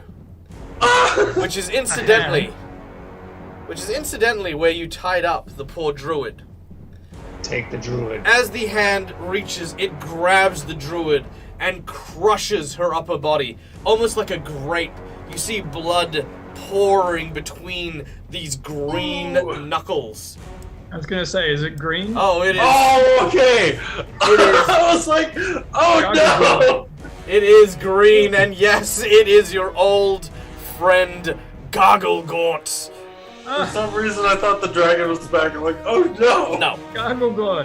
Now. It's so good to see you again. You've just saved us the great trouble of dispatching that druid. All right. This plot twist comes from, of course, our lovely audience member. This one, I believe, was Avarian's plot twist. Now, as we play that plot twist, we are going to play our second plot twist, which is Hidden Secret. So this one was from the Antipodian D20. So thank you to you guys Hidden for... secret is, Gargle God just want to be friends. That is the secret. No, the hidden secret is that as the druid is crushed, you notice that a golden key falls from her pocket. It clangs to the ground unnoticed by Gogglegort. As Gogglegort says... Hang on, let me get the voice right. My apologies, my voice is kind of broken today because I'm quite unwell, but... What was that? Alright. Domiro! Tiny ram skull! I will tear your horns from your face and turn them into a butt scratcher to scrape at my nether regions. Die! Die! Well, they would make the finest butt scratcher around. Alright. With Druid squashed and dead, I'm going to roll us into another initiative. Demiro and Argento, you will get to reroll if you would like to for your second. Oh, thank you. And also, yes, my voice is usually much better. I have quite a dry cough at the moment. All right. Drew's body back fairly quick. All right. No, this is the initiative. We both rolled worse. All right. So, Gogglegort. Now, Gogglegort has disadvantage on all of his attacks. He is attacking from outside of the building, and there is no entrance large enough for him to get in. So he, in order to attack you, is sticking his arm through the window, smashing it, and then feeling around for someone to punch. So, let's start by rolling a 1, 2, or 3 to see who it hits. 1! Demiro, unfortunately. He is heading in your direction. So, a disadvantage on his attack, which gives us...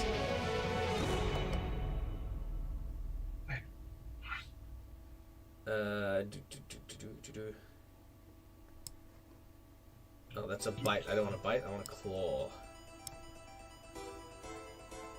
Oh, that didn't do disadvantage. Sorry, let me try it again. Supposed to roll lower. Yeah, I know, right? Alright, let me try that one more time. There we go. I don't know why that's not the drawing. same number. Maybe it is. Yeah, maybe it is. Maybe it is rolling at disadvantage. Oh no, it's got an advantage for some reason, which is negating it. Why does it have an advantage? Oh, because you're still grappled. That's why. I shouldn't do Yeah. That's it. Okay, one last time. Once more with feeling.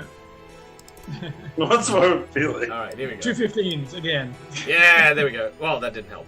It got higher. I'm gonna use my other chrono shift to, like, as I take out the watch quick and hit it before he gets fully enveloped in the hand.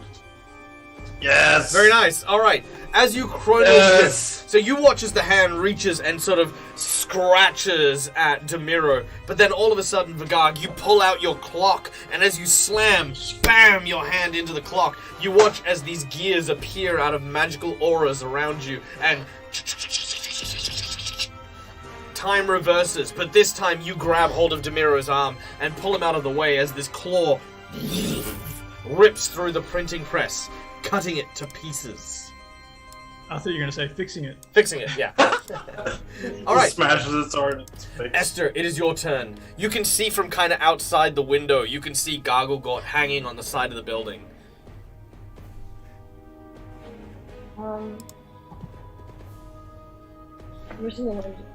Too late, so I'm gonna. I guess I'll go forward. So, with the way the arm is, would there be any way that I could focus a shot specifically to use a pike and hit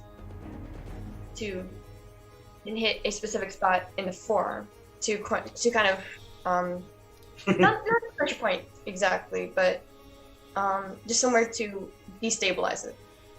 I'm gonna say no, mostly because I think that requires quite a severe level of not only medical training, but also accuracy to like pinpoint nerves and stuff like that.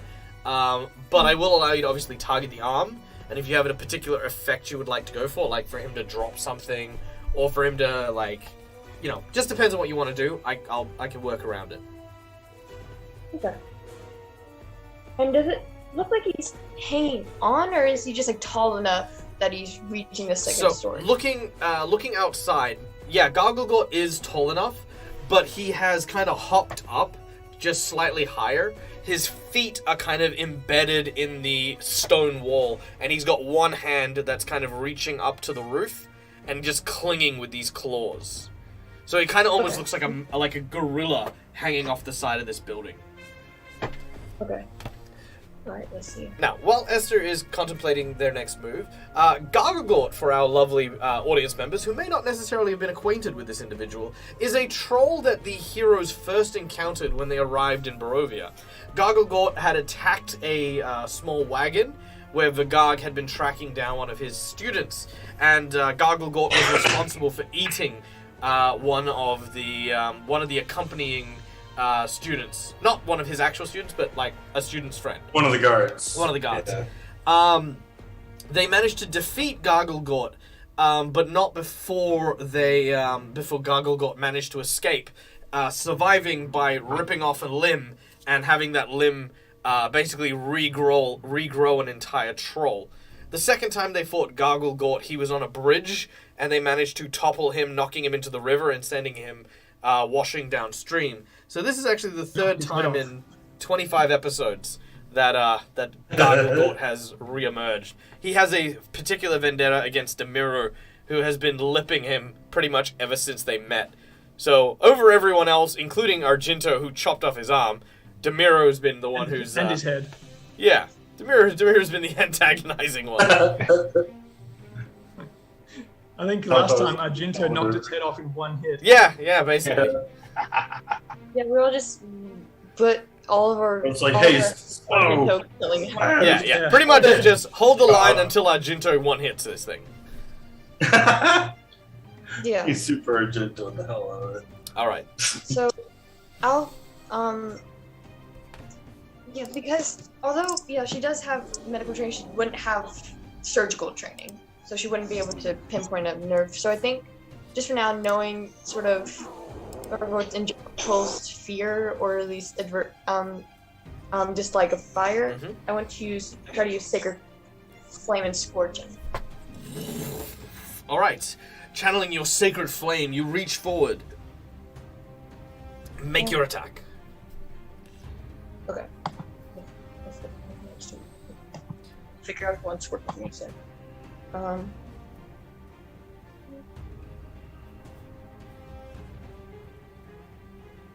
Nice. No, not nice, because that is a save.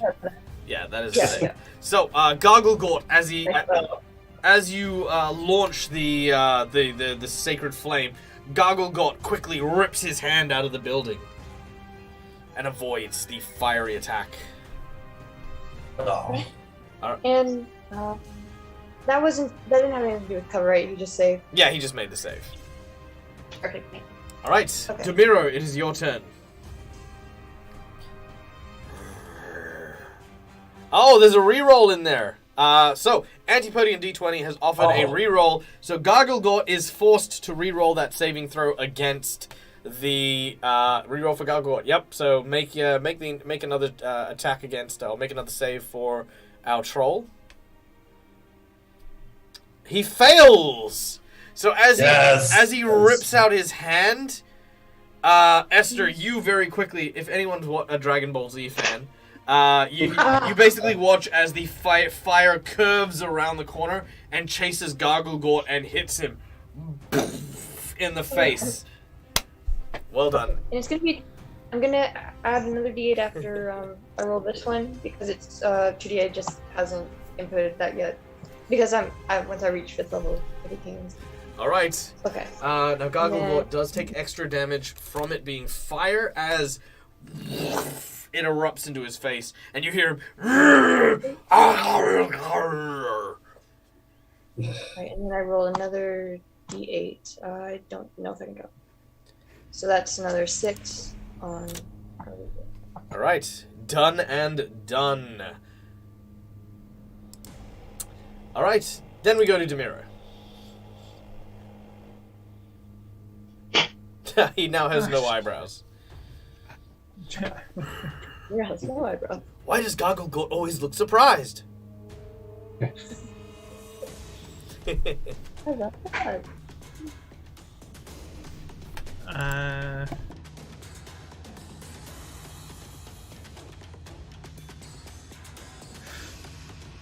Well, it's interesting as your timing is, Garglebot. It's we probably don't have time to sit around and chat for too long, so maybe we'll just get this over and done with, shall we? And Demiro will run and leap out the window with his horns butting out towards the troll and cast Polymorph on himself into a giant ape. Ooh, very nice. Alright, you bound and leap out, and as you leap, you headbutt him in the center of his body. What I'm going to say is that you can pick to either make this a gore attack or a slam attack with your Great Ape form. Either or. I'll do it with the Great Ape form. Sure. Alright, so as you leap out the window, your body shifts and contorts into a giant King Kong-style gorilla, and you wham! Land a solid blow, or you attempt to land a solid blow on Gargle Gort.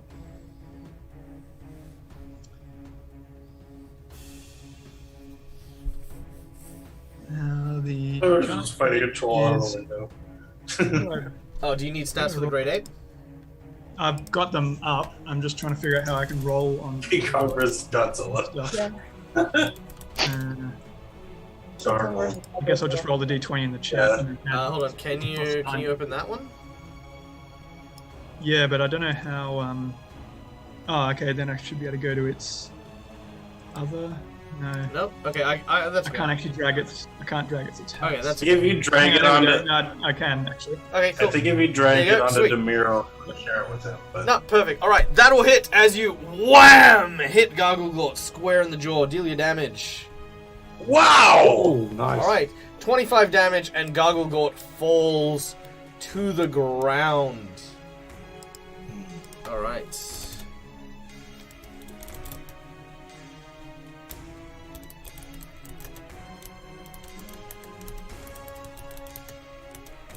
It normally has multi-attack, but I'm guessing because I moved and launched out at him, I just get the one.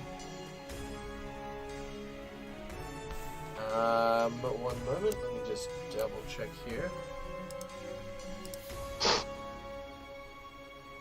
Yes, you will only get the one. Yep, that's fine.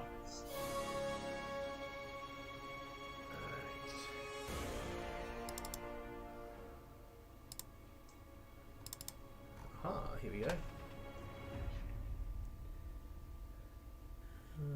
Bop, bop, bop,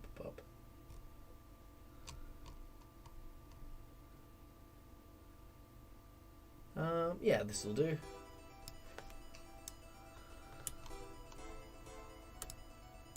The Yeti. Done. I thought that was someone waiting for Demir down there. It's like, you thought I was alone. All right.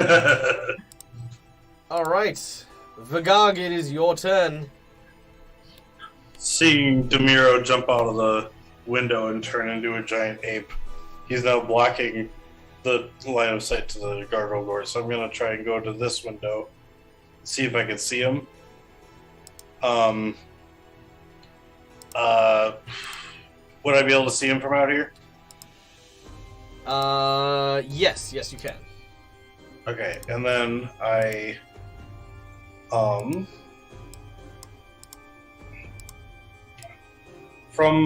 going to attempt to kind of, because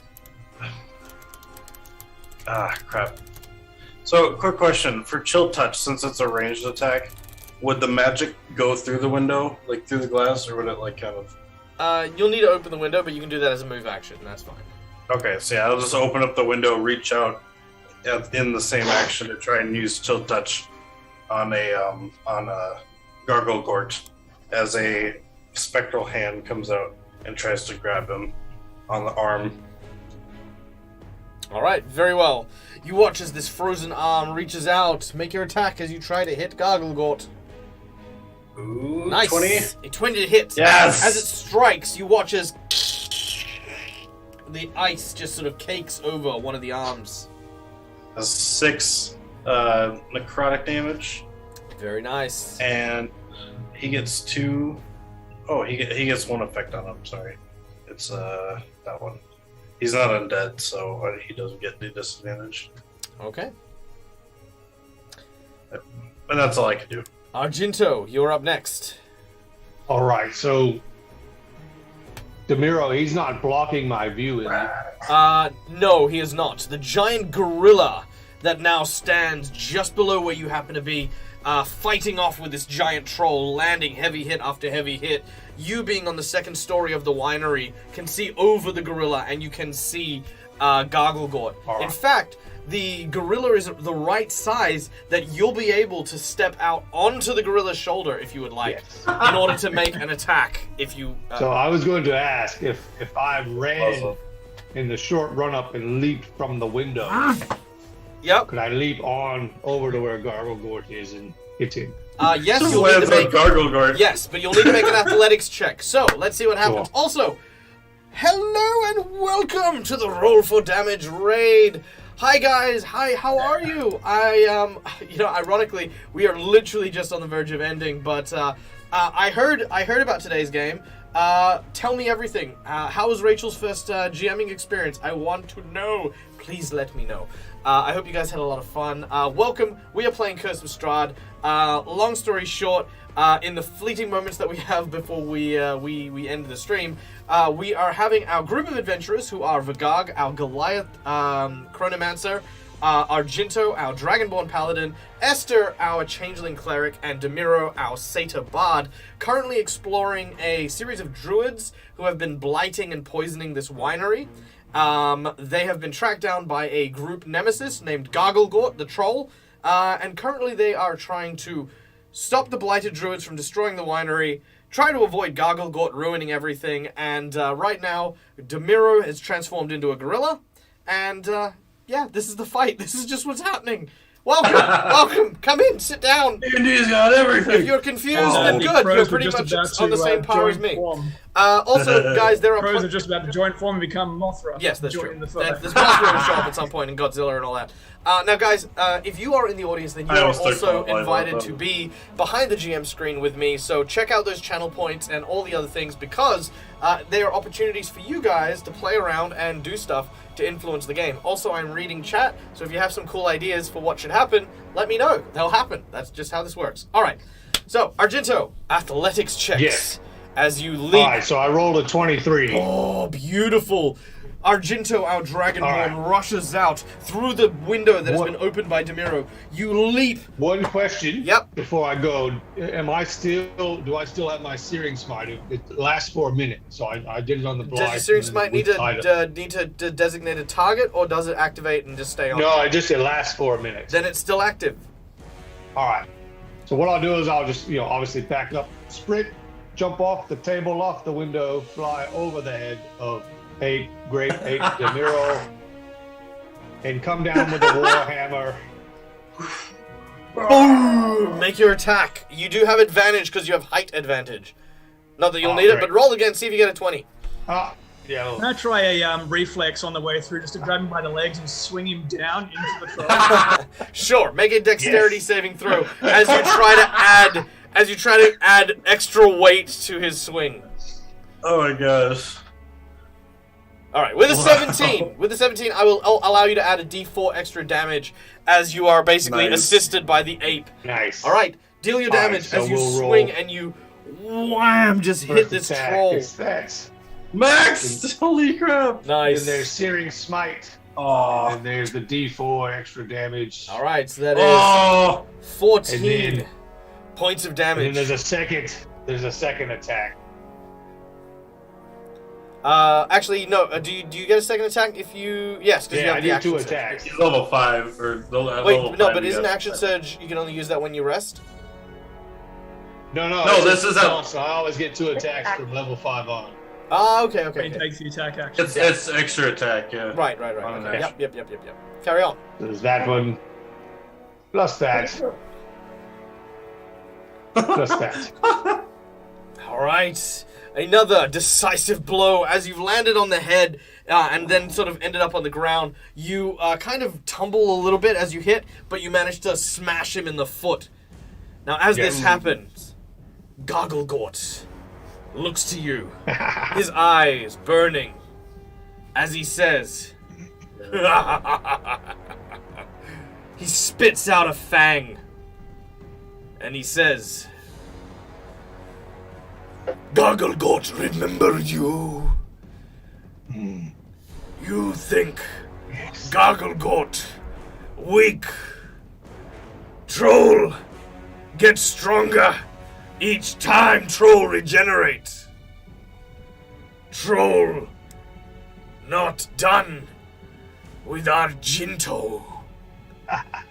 He reaches behind him, and what you see is a building, an outhouse to the south. With one hand, he reaches over and grabs onto the roof. You watch as pressure from the fingernails start to crush the concrete, and with a mighty snap, the building is ripped in half. There you can see a tiny little goblin sitting on a toilet with a newspaper, going, it, the troll ignores it. It brings this giant slab of concrete over Argento. And as it does so, Argento, you have bits of, sort of debris, concrete, just raining down on you. As it lifts its arm up, it is going to try to smash that concrete block into Demiro, and then carry that momentum down to cause Demiro and the building to collapse on Argento. Oh no. All right.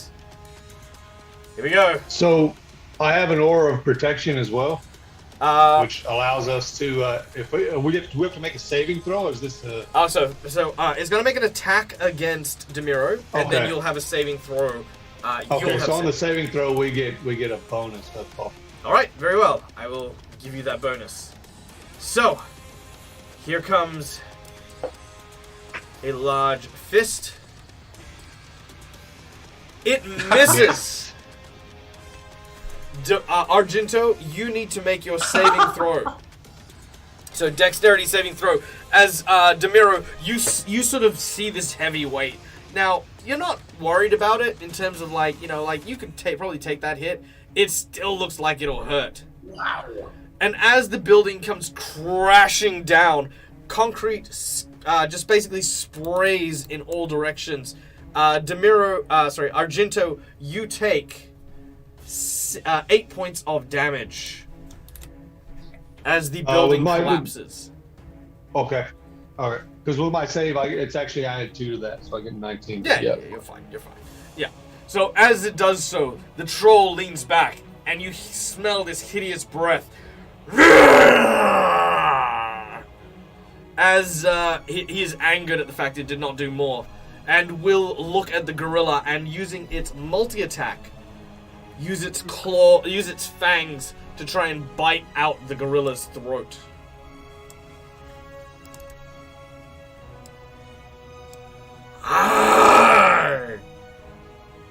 Alright. That will hit, dealing a grand total of 10 damage as it bites onto the neck of the gorilla. Esther, you watch as blood starts to pour from the gorilla's neck. The troll seems like it's not letting up. How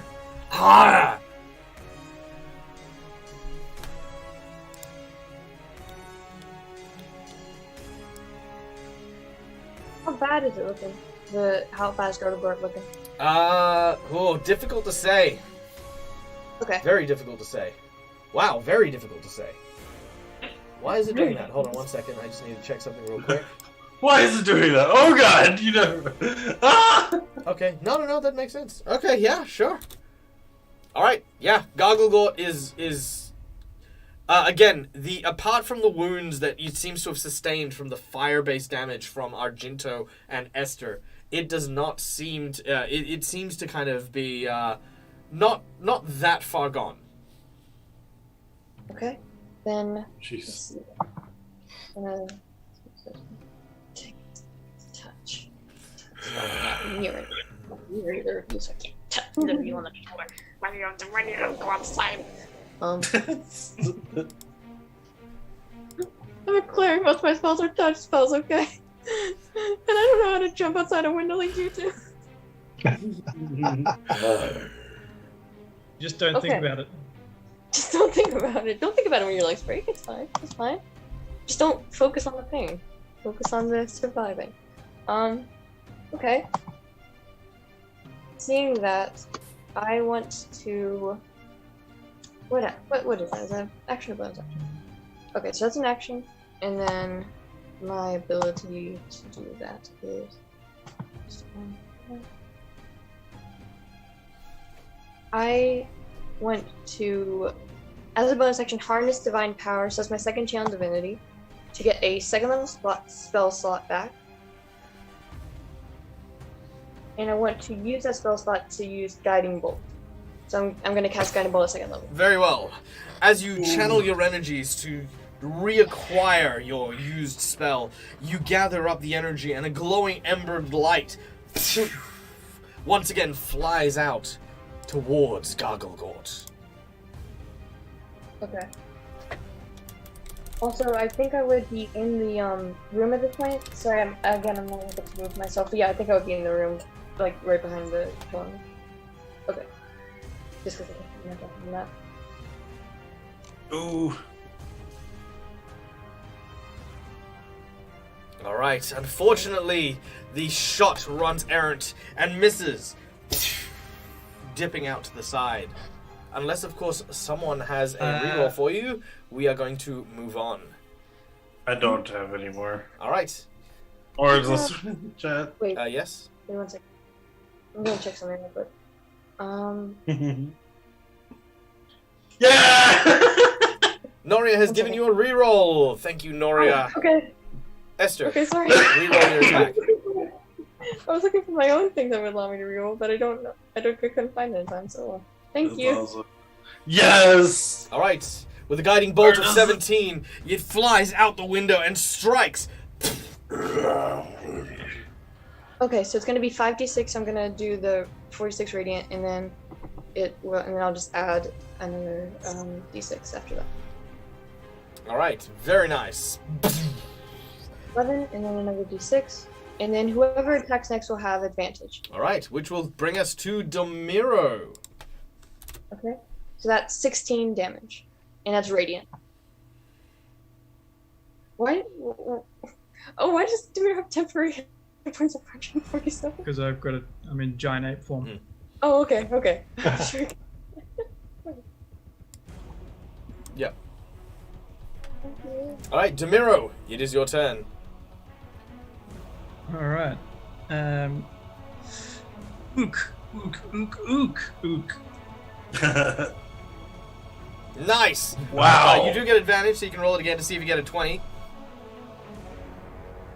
Don't, because then I'll get notes. No. All right. Oh. So a big fist collides with the Gargle Gort. You've got a second attack as well after that hit. A sizable 20. His jaw dislocates. Oh. It is not as advantage. So this time, as you throw your fist, it is going to provoke, as a bite is going to grab your fist and chomp down, or try to chomp down. Oh. Which it will do so. It's because I already rolled 2 19s. Yes. Alright, but it does no damage to you for some reason. But it does. Yeah, I know. Oh, right. It's taken off your, Damage of yeah, the yeah, ape yeah. form. So, as your fist comes down, this huge jaw, now it's kind of like, it almost looks like a distended jaw, because your first one dislocated it, and the second one just clanks it back into position as it grabs onto your arm and sort of starts shaking back and forth. Vagag, it is your turn. Okay, so seeing Demiro in pain, but also now like the thing has its fist in its mouth, I'm going to take this opportunity to charge up my my magic into the purple light again, but it looks stronger as I'm going to I'm not casting it until I get over. I'm going to go over to this window and attempt to crawl out on top of Demiro. All right, make an athletics check. Where is it? There it is. Ah! You leap out of the Fall window. out the window. And as you do so, plummet down the 2-story building and smack your head on a rock. You will He's take got the amulet. 5 points of damage and lose your turn. No! Unfortunate. I'm sure that was very, very cool. That would have been cool. Wait, did you say 5 points? Yeah. I've already done it. That's fine. Okay. No, I was at 8. Oh, no. You've taken more damage than that. When? Not sure when, but it's been tracking it. All right, that's fine. Argento, you pull yourself from the rubble of the outhouse that the troll threw at you as you kind of spit these rocks just out from your mouth. So I will, as a bonus action, I will use my vow enmity. So I'll hold my medallion and whisper a word of channel divinity to help me gain advantage on attack rolls for 1 minute. Very nice. What type of action is this? It's just a bonus action. Nice. All right. So and then I'll attack him with my warhammer. So advantage. Whack his feet. Stab him in the feet. All right. Your first 2. BAM! Hits him in the side of the leg. All right. 7. Very well. And your second hit, BAM! Hits him in the calf Wow. Oh, double one. Double ones. Wow. All right. Wow. This one is a no-brainer. All right. In this moment, as you swing your hammer down, Argento, you have been fighting harder than most. Barovia has not been kind. It has been a grueling task. Even the war-torn battles that plague the Orcish lands have not tested you as hard as Barovia has. And while you are made of steel and grit, your hammer, one that is older than even you, buckles under the strike. And from midway in the hilt, a fissure cracks. Your hammer now has the broken condition. Should you land a critical hit or a critical fumble, your hammer will break permanently without repair. Oh, please, Lindy, should I? Time for the backup weapon. All right, Yes. Garglegort.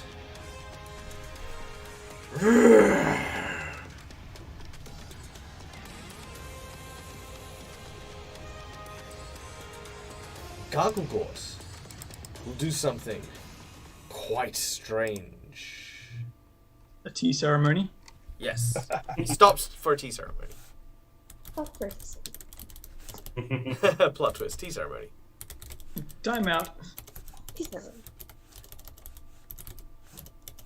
All right, here we go. Always just stop it to you when the going gets tough. Now, in this moment, you hear Garglegort laugh. He takes his claws and digs into his chest, tearing along the lining of his muscles around his gut, pulling forth his trollish intestines. He takes 20 points of damage to do so. And as he does, he holds it to the sky. Asnir, Vorkasnikan, Waldos.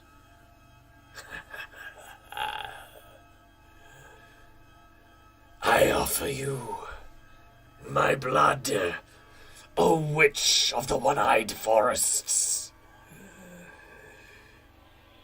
Take my life, but may my curse blight my enemies. May my soul stain theirs. May my hatred burn forever! And as he does so, he drops to his knees and goes quiet. His guts still being held in his hands. But you hear something. Something notable. Beyond anything. As you listen to the dead body, you hear very, very softly.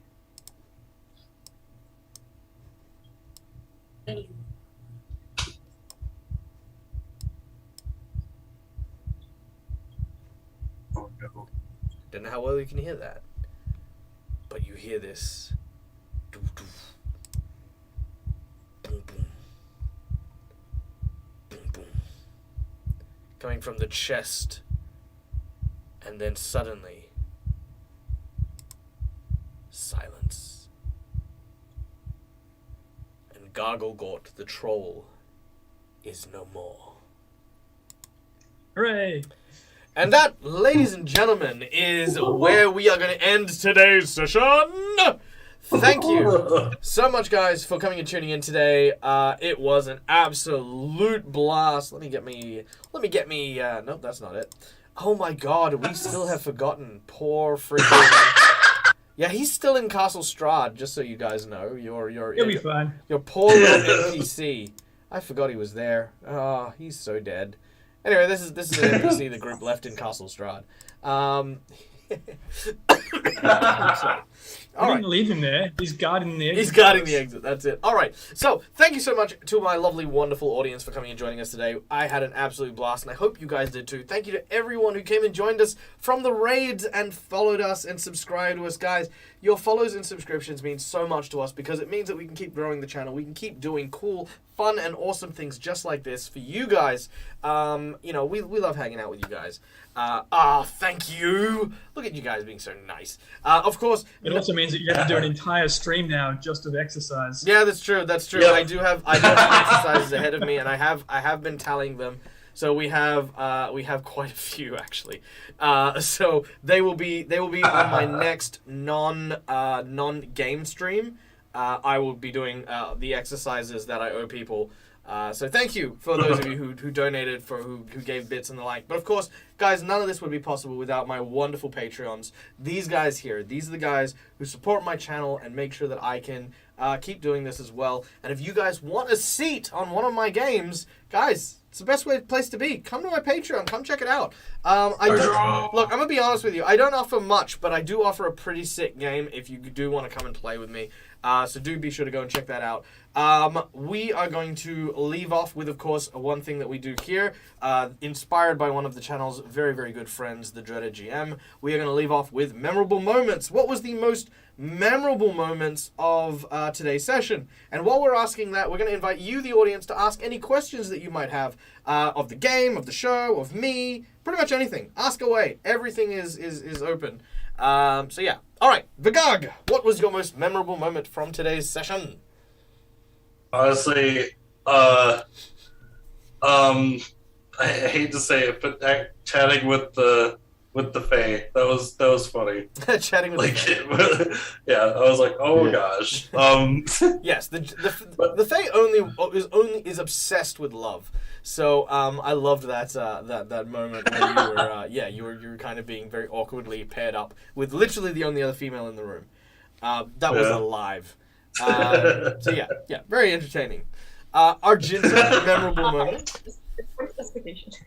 Yes, for me it was something that took me by a bit of surprise. I don't think I've remembered Demiro transforming before. Maybe he has, but watching Demiro turn into an ape and leap out of a window inspired me to follow suit. So I thought that was pretty cool to see a character who is normally not an aggressive sort of character turn into something that was even more formidable than I can be at times. That was pretty cool. Before Fogog tried to follow suit, he just fell out of the window. That's true. Yep. Yeah. Yeah, this is actually you know what? It's really funny. One of our channels, another friend of the channel, Dawn from Roll for Initiative, actually recently released a video on how to share the spotlight, and it covered, ironically, exactly this. Right? It's like sometimes you have people who do the thing because that's the thing that they're good at,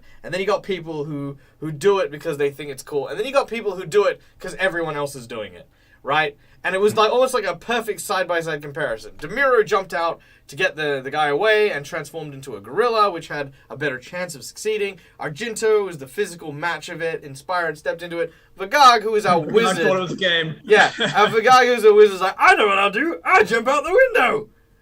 Our athletics are. Wait, I didn't cast fly yet. And you know what? I can almost imagine him tripping on the windowsill. So it wasn't even like there was almost no leap attempt. Like it was just like a. Yeah, I don't know why. I mean, you know what? Ultimately, the dice either love you or they hate you. I love failing rolls though. Failing rolls makes things so much better.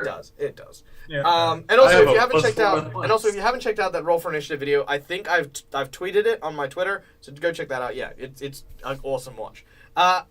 Esther, memorable moment.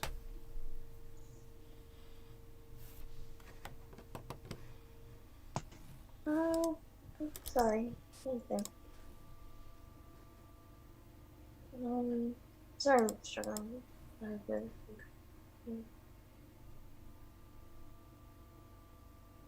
Oh, sorry. I'm not sure.